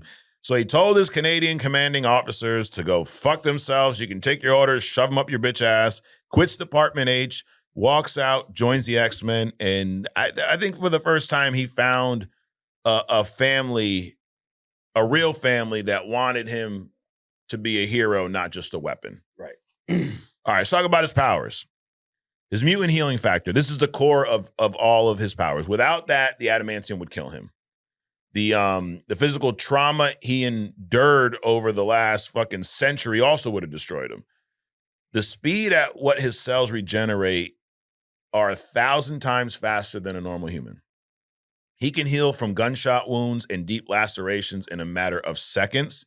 Severe tissue damage like third-degree burns over his entire body could heal in hours or days. He can regenerate organs. He can regrow in eyes, massive chunks of flesh. It's kind of debated whether he could actually regrow an entire limb. Who knows? But I would assume he probably could. Well, that's another reason to get the adamantium back. Right. Because you can cut through his bone, and then Correct. then that whether he can grow a limb or not would be proven. Yes. You either won't or you will. Right. But with the adamantium, it don't matter. First of all, you're not going to get detached. Exactly. Yeah. So there ain't going to be no limb to regrow because you ain't cutting through that shit. Toxins and diseases don't do shit to him. His body instantly metabolizes fucking poisons, drugs, diseases. It's almost impossible for him to get drunk. Nerve gas ain't going to do shit to him, and he ain't going to be killed by any conventional venom. Now, the adamantium tax, though, the adamantium bonded to his skeleton is highly toxic, so his healing factor has to work 24/7 just to fight off this metal poisoning. If the metal were removed, his healing factor would double in speed and efficiency. So, dude, he's already, I mean, we're talking about gunshots being, healed from in seconds. Mm-hmm. Without the metal, dude, you're, a split second? I mean, would the bullet hole heal around the fucking bullet still in his body or something? Yeah, right? Yeah. No, it'd probably just ejected faster and heal faster. Yeah, it probably would look like it bounced off him so damn quick. Now, the metal, though, is also, dude, it's heavy. It adds about 100 pounds to his body. And he is fast enough to dodge a bullet with the adamantium. That's how fucking fast he is. Yeah. And I mean, I think Spider-Man is obviously faster, but holy shit. So the adamantium, the skeleton, the claws, his bones are virtually unbreakable. They can take massive blunt force trauma, like getting punched by Incredible Hulk or getting hit with a speeding train without suffering a single fucking fracture. It protects his brains and all his vital organs from being crushed. And again, the metal adds about 100 pounds. So he's 5'3", 300 pounds. Right. I mean, you can go to Walmart right now and fucking find 3 chicks that are 5'3", 300 pounds. But not built like Wolverine. Right. This makes him an immovable fucking anchor in the fight, but also he can sink like a stone in the water. True. Drowning is one of his greatest fears. He's got the 3 claws. They're housed in his forearm. Everybody knows that. They originally were bone. We didn't know that for a long time in the comics. And these things are razor sharp. They can cut through almost any substance in the Marvel Universe. Steel, rock, even some highly durable alien metals. Some people are like, oh, he wouldn't be able to cut through Superman. Bitch, are you fucking stupid? The fuck out of here. His body does not have natural ports for the claws, though. Every time he pops them out, he physically tears through skin, muscle, and nerves of his knuckles. So his healing factor instantly patches the wound, but it shit hurts every time he pulls it out. Don't fucking feel good. Wow. Imagine having 3 giant knives blast through your fucking hands whenever you want to use your claws. So you better take them out if you really want to use them. Right. The last part of his power that, I think the last part, but this part of his power, I think, is the one they've done the worst job with on screen, his senses. So he's got this superhuman sense of smell. He can track a target by scent across entire continents. Even if the trail is days old or covered by rain, he can instantly identify shapeshifters like Mystique or Skrulls because their scent doesn't change. He can smell human emotions, detecting fear or spotting a lie by chemical changes in somebody's sweat. He's got advanced hearing. He can hear a heartbeat through a solid steel wall. He can listen to whispered conversations from blocks away. He can detect the breathing of a sniper hiding in the fucking trees. Enhanced sight. He has perfect night vision. He can see in pitch blackness as clear as he can see in daytime. Yeah. Physical stats. Now, his bones can't break, so his muscles are instantly, his muscles instantly repair, so he can push his body far beyond human limits. He's about 2-ton guy, 4,000 pounds, but his healing factor also... Wait a minute, what's 2 tons? That's what he can lift. Oh, okay. Well, he's well above Cap then. Yeah. Yeah, what did you think he was? I thought he was like 800 pound range. Yeah, no, I guess he can push himself because of the healing and stuff. So, yeah, no, 2 tons, 4,000 pounds. He's a lot fucking stronger than we thought. Oh, yeah. And he's got this in it, like, Cap, speaking of Cap, I can do this all day. So can Wolverine. Sure. His healing factor eliminates fatigue. He ain't getting tired. His muscles do not get tired. He can fight at peak capacity for fucking days. I think that's another reason why you can go toe-to-toe with the Hulk, right? Sure. You ain't as strong as the Hulk, but you ain't going to tire just like the Hulk ain't going to tire. It's going to be a fucking stalemate, you know? He's got enhanced speed and agility. Even though he weighs 300 pounds, his reflexes and agility are superhuman. He can dodge a point-blank gunfire and move so quickly in combat that even seasoned mercenaries can't track him. He's got some, like everyone, he's got some fucking telepathy blocks too. He's also one of the most highly trained martial artists on Earth. This is something we never talk about Wolverine, and we definitely didn't see this in the fucking movies. He's fought in countless wars over the last century, dude. So he's mastered dozens of martial art styles while living in Japan. He's an expert on pressure points, anatomy, swordplay, and firearms. Because of how scarred his brain is from all these memory wipes, he's got some resistance to telepathy. Logan's mind is difficult to read or control. Telepaths often describe his mind as a chaotic, impenetrable maze. Then you got the Berserker rage. So this is all before Berserker, dude. When he's pushed to the absolute fucking edge, he enters this feral, animalistic state where he stops feeling pain. He ignores all kinds of tactical thinking. He fights on pure instinct. In this state, he is the most lethal and unpredictable. It makes him dangerous to both enemies and allies. He's just fucking snaps. Like we talked about how strong he is, the claws, the healing. Then you remove feeling pain from that and unleash him. Holy shit. He's not Omega level, though. He does have a ceiling. He's classified as alpha level mutant. Which just means highly powerful, combat-ready mutation with immense utility. He's also known as somewhat of a team buster. Like doesn't have the raw cosmic power of like a Magneto or Thor, but because of how durable he is, the claws, his refusal to die, he can single-handedly dismantle a lot of fucking teams and squads of highly trained superhuman people on his own. Right. In close quarters, too. Like, you see the shit that Daredevil does with people in the hallways and stuff. Wolverine can do that with fucking superhuman motherfuckers, just running through them. One of the most traumatic storylines in the comics, we touched on this a little bit earlier, was the Fatal Attraction story, where Magneto literally snaps and rips his adamantium completely out of his fucking body. This trauma overloaded Logan's healing factor. It almost killed him. Fucking shook him. I mean, think about it. So I'm still, all these years I've been trying to think about how does Wolverine's muscle, the assumption is that you have bone, and then you lay this adamantium over the bone. Yep. So then what are the muscles attached to?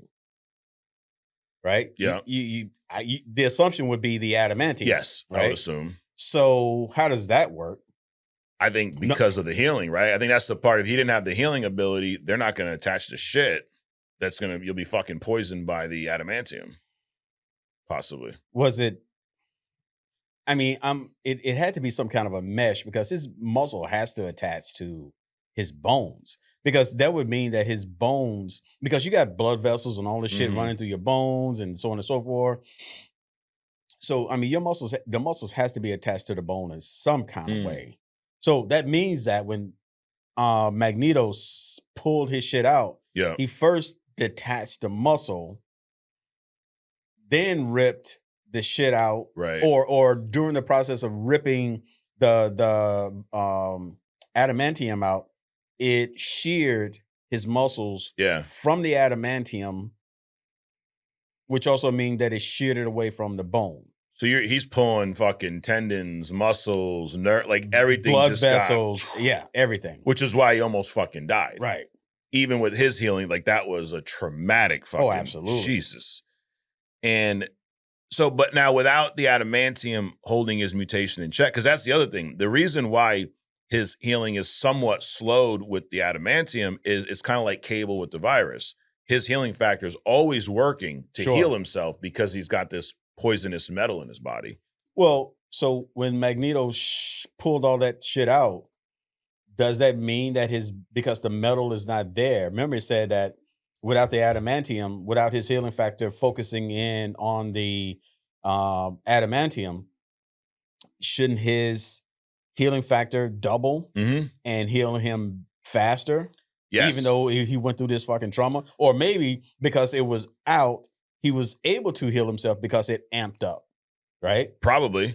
The other thing it did, though, was the healing factor isn't his only mutation. So now that this adamantium's out of there, his mutation's no longer being held in check. He actually turned into a savage fucking feral beast. Because he kind of has this animalistic look anyways. Right. But without the adamantium, that continued to mutate. The fucking nose flattened out. He got hair in other places, and he was a little more like hunched over. Literally looked like a fucking animal. Left the X-Men for a while. Now, years later, motherfucking Apocalypse, Adrian. Of course. He captured Logan, captured Sabretooth, forced them to fight each other. The winner was going to get the adamantium upgrade. So Logan was not going to let Sabretooth win this. He fucking won. He beat Sabretooth, and Apocalypse rebonded the metal to Logan's skeleton, brainwashed him into becoming the Horseman of Death. Logan, though, eventually fought through that programming with the help of the X-Men and some friends. But he was a Horseman of Apocalypse before, and that's how he got his adamantium back. And dude, the thing is, he's always getting fucking brainwashed. He was brainwashed later on by the Hand, or he was killed by Gorgon. Then he was immediately resurrected by the Hand and Hydra. Then they brainwashed him and turned him into an assassin. He goes on this bloody fucking rampage hunting down S.H.I.E.L.D. agents, the Fantastic Four, X-Men, Daredevil. It takes all of these fucking heroes to deprogram him. And that then leads him on this crazy revenge tour. Then he goes out and fucking takes revenge on everybody that fucked him over and sent him on the first fucking, assassination mission. Dude, he might need to go and sit under the learning tree of Bruce. Yeah. Bruce Wayne or some shit. I know it's not the same thing. Right. For these fuckers. Oh, it's a different comic, Adrian. Right. But somebody needs to teach this fucker, to like protect his mind or steal Marco Kane's fucking helmet. Well, something. You know who helped him out, Adrian? The GOAT herself, Scarlet Witch. Not by choice. So you know about House of M, sure. No More Mutants, all that good stuff. So prior to that, for over a century, Logan's mind was fucking scrambled. When Scarlet Witch had her mental breakdown and rewrites reality, the first part of that, when she grants everybody their deepest desires, that unlocked Logan's memories, and he was able to remember his entire fucking 100-year life perfectly when she decided to give everybody what they wanted. Fast forward, then they realized that fucking dumbass Magnus ain't appreciating his shit. They're still being a fucking asshole. That's when she says no more mutants.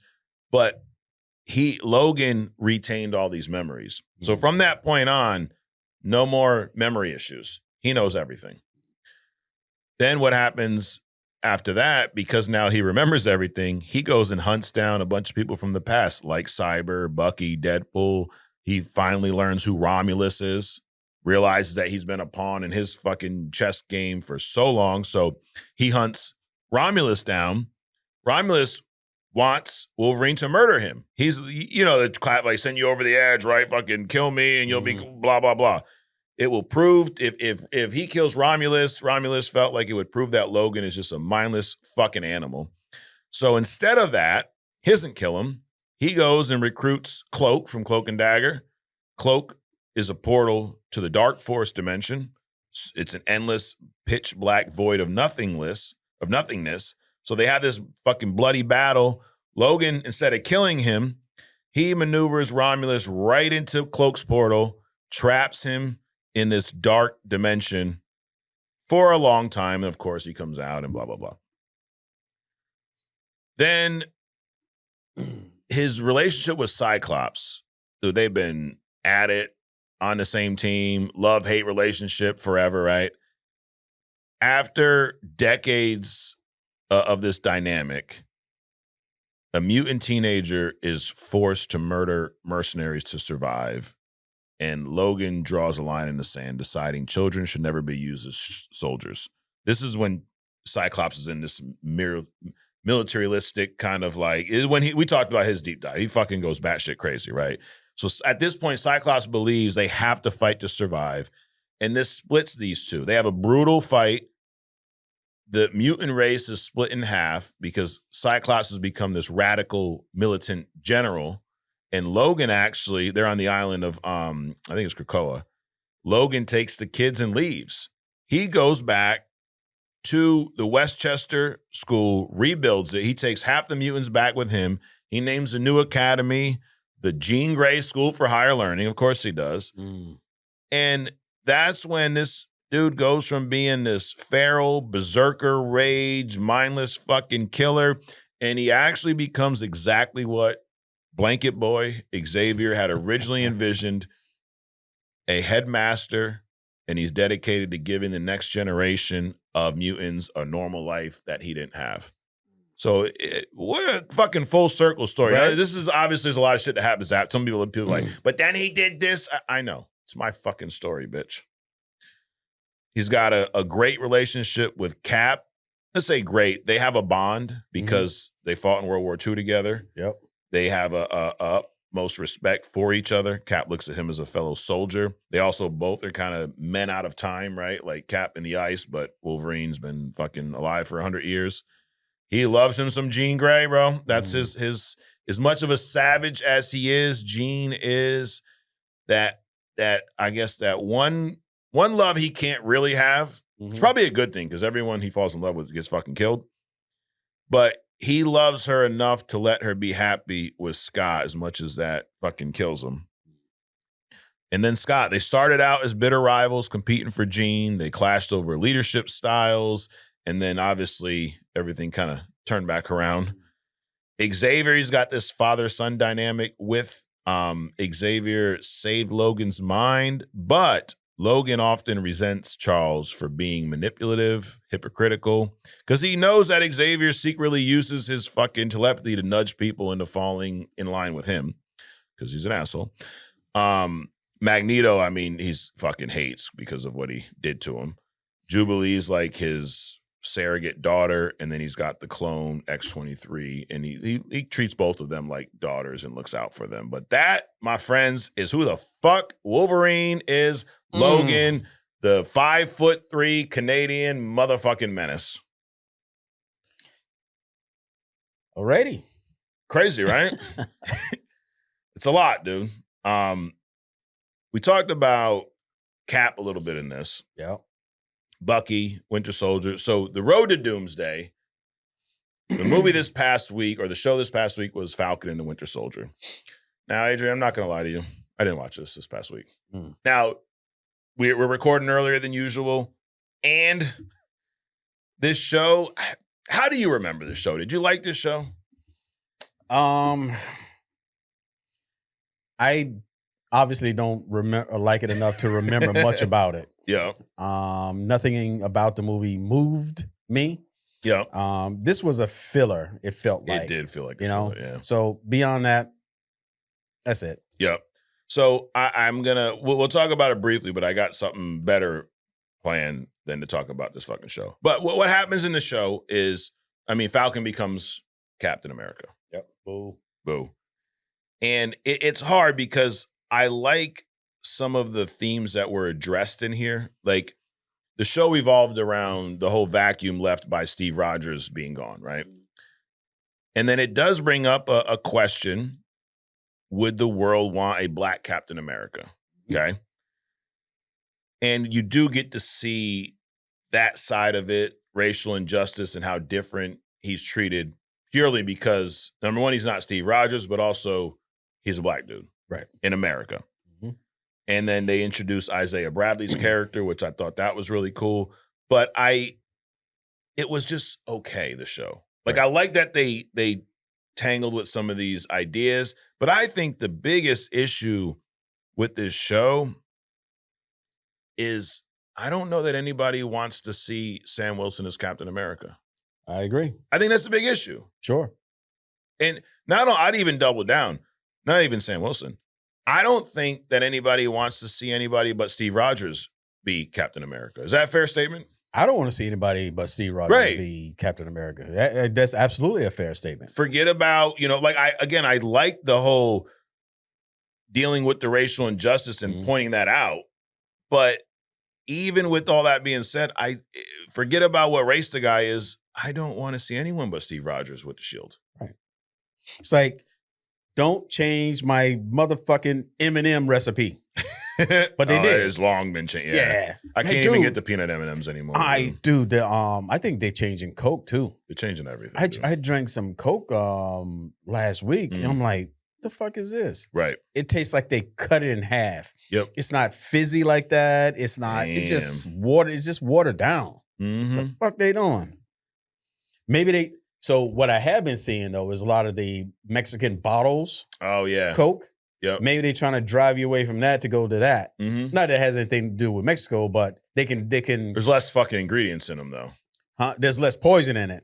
Yep. Right. But they charge you more for that. Of course. It's like organic eggs and fucking, homegrown cheese or something. Right. They're going to charge you more to give you something that's actually healthy. Right. The shit you used to get, now they call it organic and you got to pay more for it. Right. The fuck out of here. This bullshit. But anyway.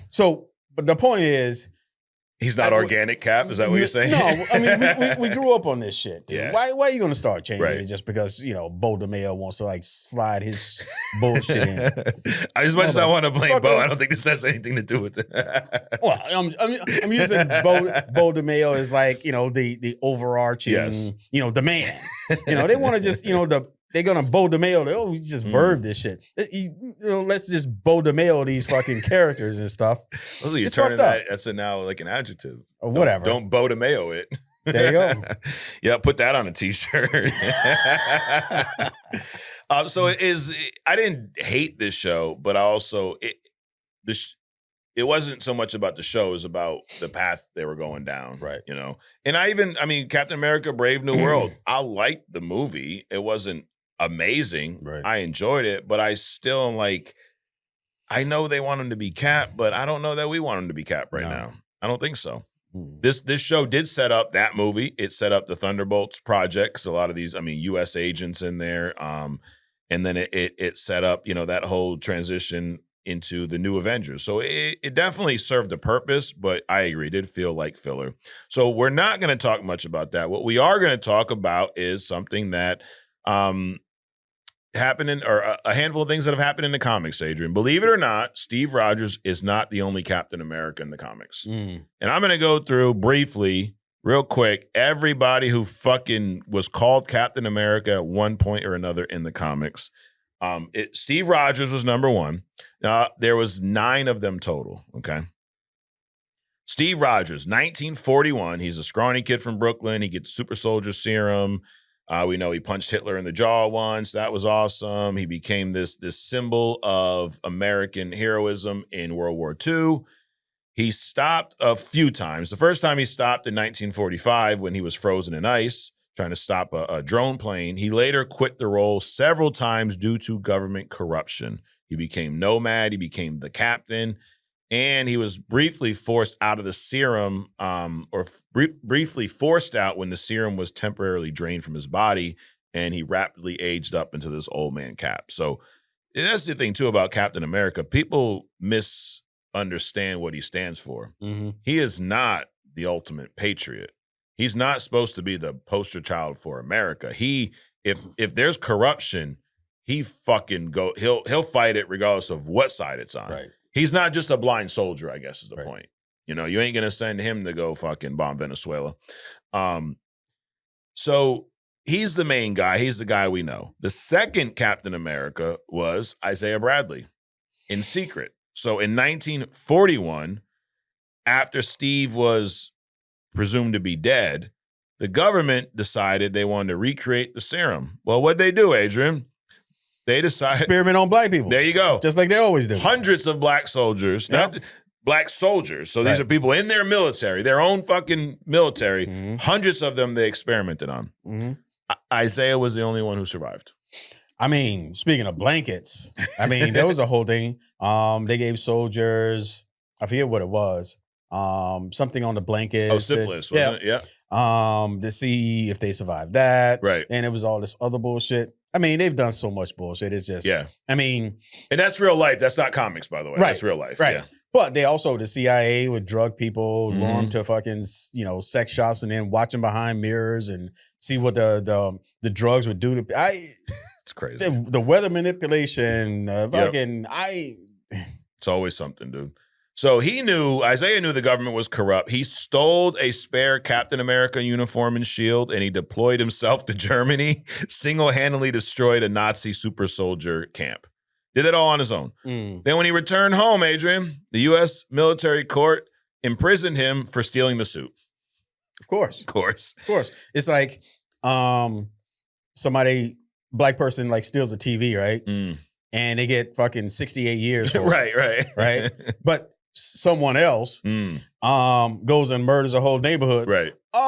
You have a nice home to go to after these 3 years I'm going to give you in prison. You just not do it and we'll again. reduce it down to, okay, you've been in here long enough. Right. And Get give on him a good bracelet behavior. and get the fuck out of here, dude. Yeah. So he then was in prison, and the serum that he received was not, it was a flawed serum. Right. So it actually deteriorated his brain over the next few decades. I think I did a hidden gem on the different super soldier serums, right? Yep. Because the Russians had one. Oh, yeah. Tony Stark's father tried to create one. Yep. The one that turned Norman Osborn into the Goblin was another serum. Yep. The third Captain America was William Naslund. In 1945, he was a costume hero named the Spirit of 76. President Truman secretly asked him to become Captain America because the government realized that the public would lose hope if they found out Steve Rogers was actually dead. So he fought alongside the invaders. He helped prevent the assassination of a young JFK. But in 1946, while he was saving Kennedy's life, he was crushed by an android named Adam 2. So he's gone. Wait a minute. So Captain America goes missing. Yeah. They do the super soldier experiment on the black soldiers. Yeah. This cat steals the suit, goes off, does his own shit. Nobody knows about that. Right. He comes back, he goes to prison, and then they prop up this other white dude to make sure that people don't miss the Captain America. Correct. So that whole episode about him going destroying this whole super soldier camp, which could have impacted the entire planet, is just swept under the rug. Well, got it. We say swept, We say swept under the blanket here. Yeah. And then this fella dies. A lot of blankets back. There's a lot of blankets. So blankets are going on sale soon for the wintertime. Only comics blankets. This motherfucker dies preventing the assassination of JFK. All right, next year. Apparently not. Jeffrey, well, he's killed. He couldn't do it the second time, Yes. Jeffrey Mace, the Patriot. In 1946, Mace was a former Daily Bugle reporter who fought crime as the Patriot. And when he found Naslund dying, he actually picked up the shield to stop Adam 2, and he was officially offered the mantle. So he served as the primary cap of the late 1940s. He led an all-winner squad in a fighting post-war. The third motherfucker. This with a mask on, same guy. No one will tell. All right. Black superhero, you got to be fucking triple PhD, have all these superpowers, be fucking super genius, all this shit. White dude, all you got to do is fucking find the suit on the street and shit. Oh, you're the man. That's it. Yep. It's great, dude. Good time. How many comments do you not talk about the shit I ran about? I know we get some. Anyway, moving on. So why did he stop, though? In 1950, unlike everyone else on this list so far, he actually got a happy ending, dude. He retired peacefully. He married his superhero co-partner, Golden Girl, and lived a normal life until he died of cancer as an old man. So then in 1953, William Burnside. Burnside was a history professor who was obsessed with Steve Rogers. He discovered a flawed version of the super soldier serum. He legally changed his name to Steve Rogers. He got plastic surgery to look just like him, and he demanded that the government make him the new Cap. So he actually fought alongside a new Bucky, Jack Monroe, during the Cold War. They hunted down Soviet spies and a communist version of the Red Skull. And then in the mid-50s, he stopped because he didn't undergo this stabilizing Vita-Ray treatment that the real Steve Rogers did. So the flawed serum drove him fucking insane. He became violently paranoid. He attacked innocent people and who he thought were communists. So the government they were forced to capture him and put him in the cryogenic stasis. And he's sitting next to Disney today. Yes, yep, right next to Walt. Then in 1974, Bob Russo, Scar Turpin, and Roscoe Simmons. So Steve uncovered this Watergate-level conspiracy at the White House. He abandoned the shield, became Nomad. And then 3 regular citizens tried to replace him. Bob Russo was a baseball player, broke his arm swinging into a wall on his first night out. Scar Turpin, he's a biker. He got beaten to a pulp by a street gang, so he didn't last long either. Roscoe Simmons actually managed to track Steve down and got Steve's blessing to carry the real shield. So why they stopped? Well, one of Roscoe's first patrols in 1975, he was captured by the Red Skull. Furious that he was fighting an imposter, the Red Skull just murdered him. Damn. He's like, I want to fight the real Cap. So he just fucking kills him. And finding Roscoe's body is what convinced Steve to abandon the Nomad persona and return as Captain America.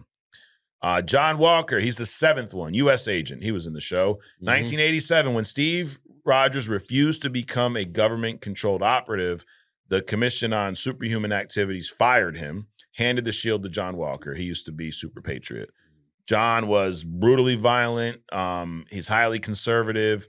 When a terrorist group called the Watchdog murdered his parents, Walker snapped and slaughtered them in cold blood, something Steve Rogers would never fucking do. Of course not. And then in 1989, he stopped after having a massive psychological breakdown and realizing the government was being manipulated by Red Skull. Walker surrendered the shield back to Steve and took on the new identity as U.S. agent. 2 more. Number 8, Bucky Barnes, Winter Soldier. Following the events of Civil War, Steve Rogers was assassinated. We talked about this when we were doing our Road to Secret Wars. Iron Man read a letter that Steve left behind asking Bucky to be the one to carry on his legacy. So Bucky wore this redesigned metallic suit. He carried a pistol alongside the shield, and he led the new Avengers, and he stopped Red Skull. Red Skull had this plot to destroy the American economy. He stopped them, and in 2011, Bucky stopped during the Fear Itself event. Bucky was killed in combat.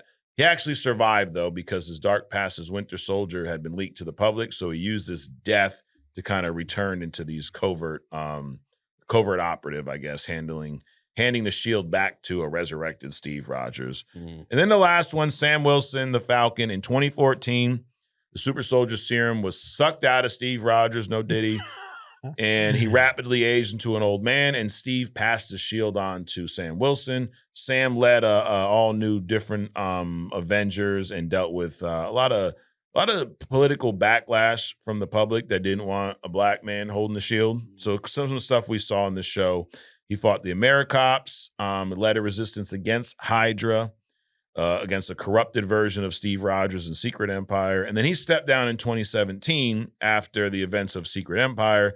He eventually took the mantle back. And in the current continuity, Sam and Steve operate simultaneously as Captain America, handling different global and domestic threats. So there's not just one, there's 2 now, Adrian. So a lot. I say all that to say the only motherfucker that should be called Captain America is Steve Rogers. Correct. Is that fair? Yep. Holy motherfucking shit. They ain't trying to make no black Superman, no Clark Kent. Nope. Right? Nope. Actually, to be fair, that would be like, are there any black people in Superman? Like Metropolis. I'm trying to think. Yeah, the fucking Daily Bugle guy, or not Daily Bugle, Daily Planet. No, he wasn't black initially. No, but in the movies, they've pretty much always turned him No, black. I mean like a regular cat on the street. So the point of it is that are there any black people in Metropolis at all? I don't know. They're all in Gotham, dude. So this would be like if they had Clark Kent. Clark Kent's like, I'm not gonna be Superman anymore, and they found somebody black and made them Superman. Yes, right. It's not that the Falcon took over Steve Rogers. He took over the mantle of Captain America. Right. But they're not trying to do that to Superman. No. And they should not. They should not. There's no need to. There's plenty of other fucking characters of every race and demographic. I say that. I should put that on a shirt. It'd be a little too long, but shit. Anyways, we're gonna do something a little different this week, guys. We're not gonna have a hidden gem this week. We're gonna have it next week. But we got something else, Adrian. We're starting back up on the road to Secret Wars. So I'm gonna do something here that's gonna get us back on track, and then that's gonna lead into the road to Secret Wars continuing on Mic Check. Yes, I will get back to doing Mic Check. I'm forcing myself to do it next week, Adrian. But we are on the road to Secret Wars. We're gonna pick up on a Fantastic Four story, because the thing about Secret Wars is it's the ultimate battle. I don't say battle, but it's Reed versus Doom in a lot of ways. The 2015 Secret Wars. Believe it or not. When is there ever not a Reed versus Doom?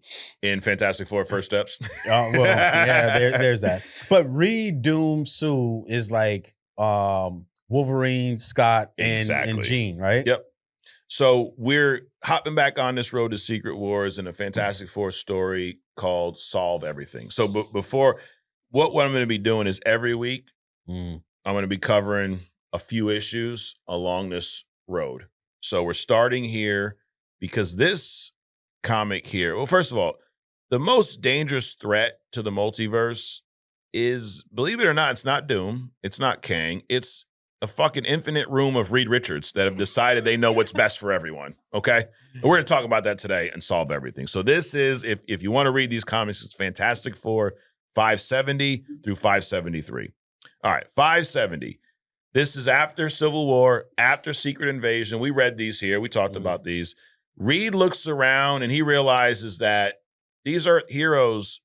Dude, all we're doing is putting out fires. We're not actually fixing anything. We're not fixing the problem, dude. We're just putting out fires. And he decides to build a device called the Bridge. We actually saw this in First Steps. The Bridge is a doorway into the multiverse.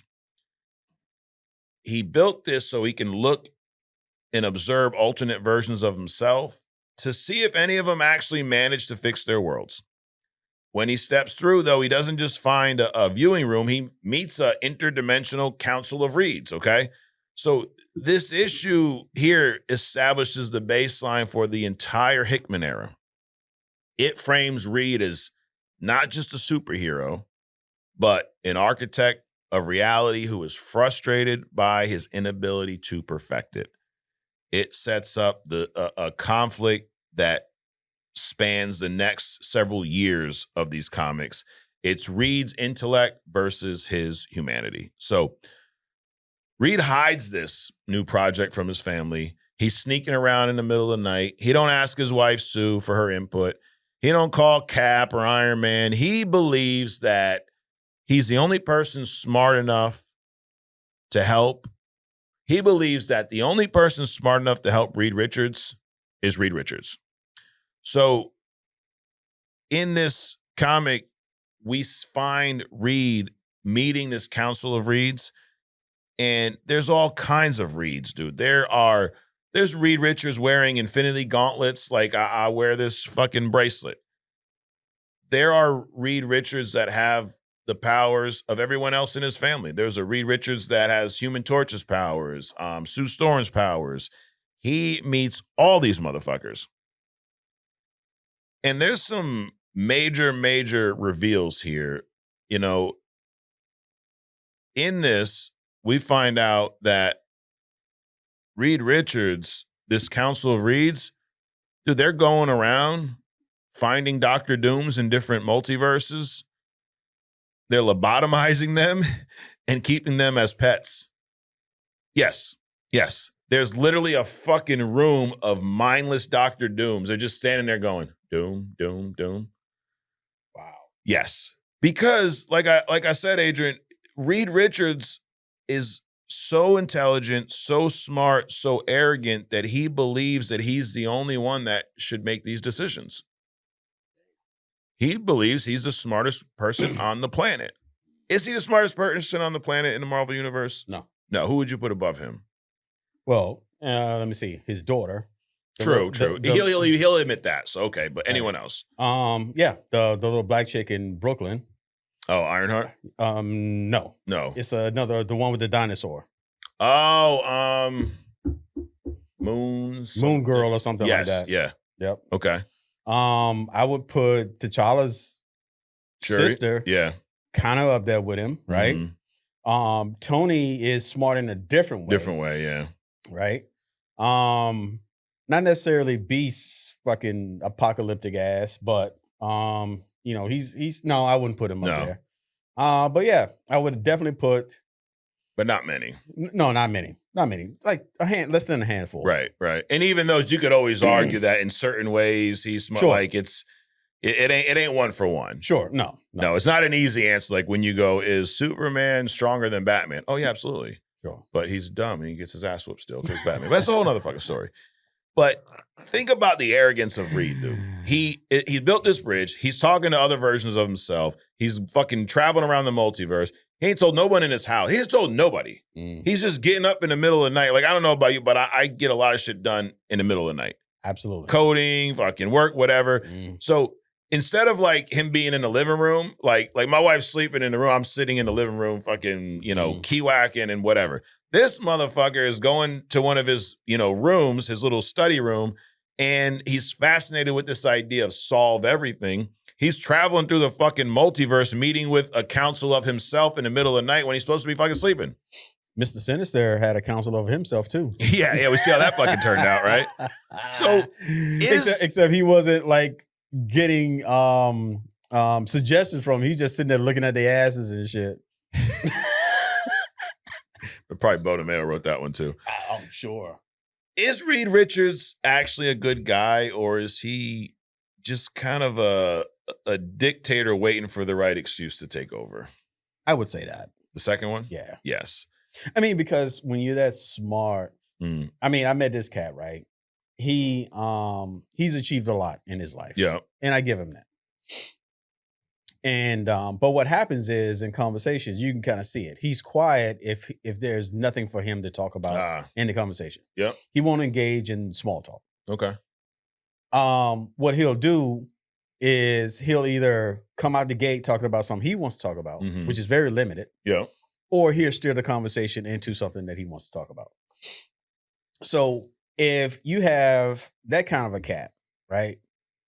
And you have somebody like Reed whose mind is fucking way out there. Right. So you can only imagine who's he really talking to. I mean, really, he can only talk to himself. Right. Right? Well, that's what he's fucking doing here. And in this comic, Val is 3 years old. And then Franklin, I don't know, a few years older than that. So you see him spending time with Franklin, with Val, but you also see him very torn between this fascination here. And now rightfully so. We just had Civil War where the fucking heroes are trying to kill each other. Then they had Secret Invasion where the Skrulls infiltrated the planet nobody knew. So he's kind of feeling like Tony Stark in the MCU, like I got to do something here or shit is going to hit the motherfucking fan at some point or another. So he's off figuring it out by himself. He's fascinated with this idea of solve everything. Now there's multiple Reed Richards in this, right? We're talking about this Council of Reed, but the theme, the story I'm going to tell you is Reed makes our Reed, 616 Reed, makes a very, very, very important decisions by the time this is over here. So the second issue, he finds the council, he gets a tour of everything they're doing, and they're doing all kinds of shit, God tier shit, bro. They're farming entire planets to end universal hunger. They were performing surgery on a dying star to reignite it. So you can imagine how many lives that would save, right? They have essentially solved everything. Wait a minute. So he didn't create the Council of Reeds. No. He found the them. Council of Reeds. Yes. Interesting. Yes. And when he showed up, they were like, wow, we were wondering, how long it would take you to return or whatever. So this is a Reeds throughout the multiverse. Most of them build a bridge, and a lot of them find the council. Now, there's a price, though. There's a dark secret behind all of this. And the dark secret is, well, first of all, let me ask you this, Adrian, okay? If you could save billions of lives, end hunger, bring peace to the universe.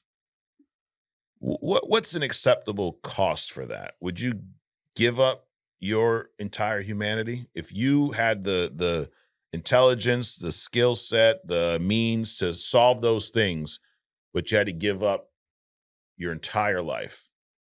Sure. Okay. And that is what most of these reads did. So that question was kind of posed to him. Every single read in this council has made this choice, dude. They abandoned their families. Sure. They left Sue. They left Ben. They left Johnny. They left the kids because those emotional attachments were looked at as a distraction from this greater good. Sure. So to be now, I also believe that you can be everybody. Balance. You got to have balance. There's no such thing as balance. No. You're always doing more of something than something else. Right. Now, abandonment, like Scott when he left Madeline Pryor when Jean showed back up, right? I mean, that's abandonment, right? Right. When you agree to something and then you completely abandon it for something else, that's different than focusing more on something else. So what he did was he abandoned all the reads. They abandoned their shit. I mean, I kind of do that now. I mean, I'm going on this AI track. It requires more time than other things. Sure. In order to, because I'm older. I'm older. I got to fucking leapfrog through some shit. Right. I don't have as much time as the 19-year-old does. Right. So in order to advance myself, I have to go down this route. Right. Now, if I say to my family, fuck y'all, right? I'm going to move to the desert or some shit, right? And I'm going to use all of my resources. You know, they get put out. If I can lose the house, all that bullshit, that's different. And that's what these councils of reeds did. Right. Now, of course, if somebody come down and if Lilandra come down, I'm like, peace. Fuck that. I'm out. And now this decision that's about to be made, these choices here, this dynamic is going to play out through this Secret Wars story. Like that idea of, is it right to sacrifice your personal happiness, your family, whatever, if it means saving your reality? Okay. But in the last issue here, this whole utopia, because the Council of Reeds, by the way, where they meet is in those spaces in between universes, essentially a void. Sure. So that's where they're meeting. They're not going to like another fucking multi. It's the spaces in between is where this council basically lives. So they dance between the raindrops. Now, here's the other thing. They don't have to do all this shit. Right. They choose to do this shit. Yeah, they chose. They choose to go find things to distract themselves. That's the other fucked up point. Correct. About that. So they asked I'm going to call him our Reed, right? Sure. 616. They asked our Reed to join them. And he's contemplating it, right? But he's going to have to give up a lot of shit. So in the third issue, this void that they're living in is attacked by Celestials, by some mad fucking Celestials, dude. They attack the council's headquarters. It's a slaughter, bro. They tear through the reeds. It don't matter how fucking smart you are, but it's a motherfucking Celestial, right? Okay? There's always a bigger, angrier god out there, and it's them. Of all these reeds, I don't know, there's probably fucking 20 or 30 of them. 3 of them survived. They escaped back to 616 with our Reed, okay? So this carnage shows, number one, how dangerous the multiverse really is. And it also shows that the council didn't have everything under fucking control. Right. They're doing great until this happened. So the multiverse is not a puzzle to be solved. It's a fucking chaotic, violent fucking place. You never know what's going to happen. You don't solve the chaos. You figure out how to storm the chaos. You figure out, build a ship. You can't calm the seas. You figure out how to make a boat that can survive it. Yeah. And ultimately, how can I use that chaotic sea to my advantage? Yeah. You don't try to go around fucking solving everything. Nope. Well, that's what he tried. Didn't fucking work. But I think he learned that if he were to go down that route, there were going to be some very morally conflicting decisions to make. Like the first day he was there, they killed a Galactus. Killed him. And you know Reed ain't big on killing, dude. Right. They had to. And then the Doom stuff, dude, they would capture the Doom, put this collar on his neck that essentially fried his brain. And they didn't kill him, but they literally had like a dozen Dooms just standing in a fucking chamber somewhere that were all been fried because of how they viewed what a threat he could be to the multiverse. Meanwhile, I'd argue y'all are a motherfucking threat to the multiverse. Y'all are attracting fucking Celestials to come destroy shit. Right. So I was going to ask you, why did the Celestials show up? Do you know? I don't think it doesn't. It doesn't tell us in this one, but I think it would have something to do with them playing God, because the Celestials are the gods, right? Fuck you down here doing this shit for, you stupid bitch. So it does set up some shit that pays off much later on, which obviously we'll get to as we get through these weeks. But they then ask Reed, the three that survive, they tell him, you must fucking join us. You got to leave Sue behind and rebuild the council. And Reed's kind of looking on at his wife, and he realizes that a Reed without Sue, he would lose his soul, Adrian. So he makes the choice. He shuts down the bridge, and he chooses his family over becoming godlike. Now, what really happened was he's like, Council Namor. Yeah. Council Namor. I'm not having no fucking fish babies in the Baxter building. But this proves that at least our Reed, Adrian, despite his massive ego, he's a good dude. His Sue is his anchor. I don't think our Reed had a massive ego. I mean, I think he has an ego. He has to have an ego. To do this, to build the bridge, not tell nobody. Right. You're the smartest. Well, to keep it from everybody, dude. Like, not even checking with Tony Stark. Like, bro, I'm fucking doing this. What do you think? How much shit does Tony tell anybody? True. About what he's the fucking equally doing, as Eric. Yeah. Right? Yeah. A bunch of fucking egomaniacs. But I think what happens is, I have this saying, this is like porn, or that's like porn, right? Technology is like porn. AI is like porn. Yeah. It's like, what does that mean? That means that if, say, for example, your job is finance, or, you're CEO of a company, and you sit down and you decide you're going to learn AI today, right? And there's so much involved, and it's so seductive. Yeah. It grabs you, and it takes you down this road, and you're so far away from what you need to be doing on a day-to-day basis, spreadsheets and fucking, or running a business or house or whatever, right? So I think Reed, especially being so smart that there's not too many people that he can talk to, right? He's an isolationist, and he goes down these fact-finding things, and it pulls him in different directions, and it could pull him across another fucking universe or into a different universe. So sure. I just think he gets caught up. Yeah. And he's right. Sue, he would lose himself if it wasn't for Sue. Yeah. Even though she's walked out on him 13 times. Because of shit like this, all though. Bullshit, bro. Yeah. That's why he didn't tell her, because she would have fucking been down at, hanging on Namor's fucking swordfish, bro. Holy shit.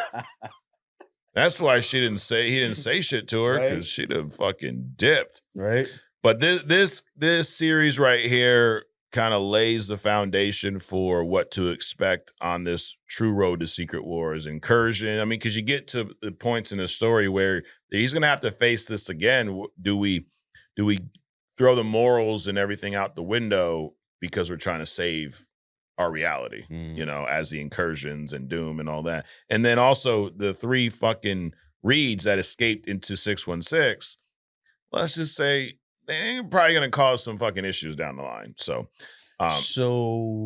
do you think that they're going to try to spend some time with Sue while Reed is distracted over there? No, they gave up to Sue, bro. They're here to fuck shit up. They are here to fuck motherfucking shit up. So, but our Reed chose his family now. We'll see what happens in the future. Hey, them Angels, they were distracted too. I'm just saying. They were. So, well, that is our kickoff to our back on track, our road to Secret Wars. That's going to be a new format. I'm not going to fucking read the comic to you guys. I'm going to tell you the motherfucking story from my eyes. So you might want to fact check to see if any of that stuff actually happened. All right, real quick, we're going to get a couple comments to get this fucking show wrapped up. So shout out to all the interns out there. If you are not a member of the internship, what are you waiting for? We got a fun show planned today, this week on other stuff. Last week we were talking about the CERN, the fucking super collider they shut down, all kinds of stuff. So you can check out that link in the description of YouTube. Join the internship so you get a whole nother podcast where me and Adrian, we talk to aliens, kind of. Real quick, all right, couple comments from this past week. We had Tease. He says another week, another motherfucking banger. X-Men 97 is so peak so far. I feel like it's Marvel's way of testing storylines before putting them in movies. I agree with that. Can we get a who the fuck is hidden gem on Onslaught and Bishop? Well, you kind of got that today, right? Not on Bishop, but Bishop be a good one. Also, can we learn to listen to Bishop from now on? For real, bro. Right? He's like, can we get the fuck out of here? No one want to listen to him. Brian McGarry says this week's episode is peak. Keep up the good work. Appreciate that. I love getting my Marvel and DC news from you guys. Well, not much DC this week. And then, I mean, what are you going to do, bro? We got Naple Grove. Naple Grove says, AWOB, guys, it is hot as balls in Ireland, too. All right, so it's not just us. My desk fan is working overtime. No AC here. What the fuck? Yo, dude, go to the mall. Do they still have malls in Ireland? Oh, yeah, true. We used to do it all the time. Go to the mall, but they took all the malls out now because of, Amazon fucked everybody. Yep. He said, I brought my wife to see Supergirl. We both really enjoyed it. Not 10 out of 10. No, definitely not. But definitely doesn't deserve the hate it's getting. I agree. I think it'll do well on streaming. Probably. X-Men 97 has been incredible so far. Jubilee's been added to Rivals. It is officially X-Men season. Yes, it is. Let's see. Sir Captain says, say it with me. James Gunn is the Tyler Perry of comic book movies. I don't know about that. What does that mean? I don't know. Like, he's not a cross-dresser. And then Childish Bambino says, y'all should make a segment where you actually read a comic every episode. People enjoy hearing you read the amazing stories of these characters. Well, I told you, we kind of just had that. So good idea. 10 Right, he's an intern, says, have me yelling Darwin. Oh, remember I was trying to figure out the fucking character's name last week? The guy who plays Mr. Terrific. He was an X-Men. Yes. He was Darwin. Okay. No need for a Mr. Terrific show or movie. Definitely liked him in Superman, though. But as you stated, not everybody needs a fucking movie. No, they don't. Akima Morris says, AWOB, gentlemen, no notes. Okay. Appreciate that. The Captain Canada says, AWOB, fellas. Yeah, Loki and then WandaVision, followed by Daredevil Born Again for his top shows. I'm also not looking forward to rewatching The Eternals. Maybe I'll just watch your breakdown here. I will rewatch that one, even though I skipped the Cap or the Winter, whatever the fuck you call that stupid show. Felt like we should have seen Shang-Chi one more time in a movie or a show before Doomsday. 21 is a long time since his movie. Yeah, it's been a minute, dude. My bad, I've been away from the lives. Well, me too. I didn't do one last week. Been watching those late World Cup games, but it'll be back Friday for sure. Jubilee is badass, like her character arc for season 2 so far. Can we get a who the fuck is the Guardian from Alpha Flight?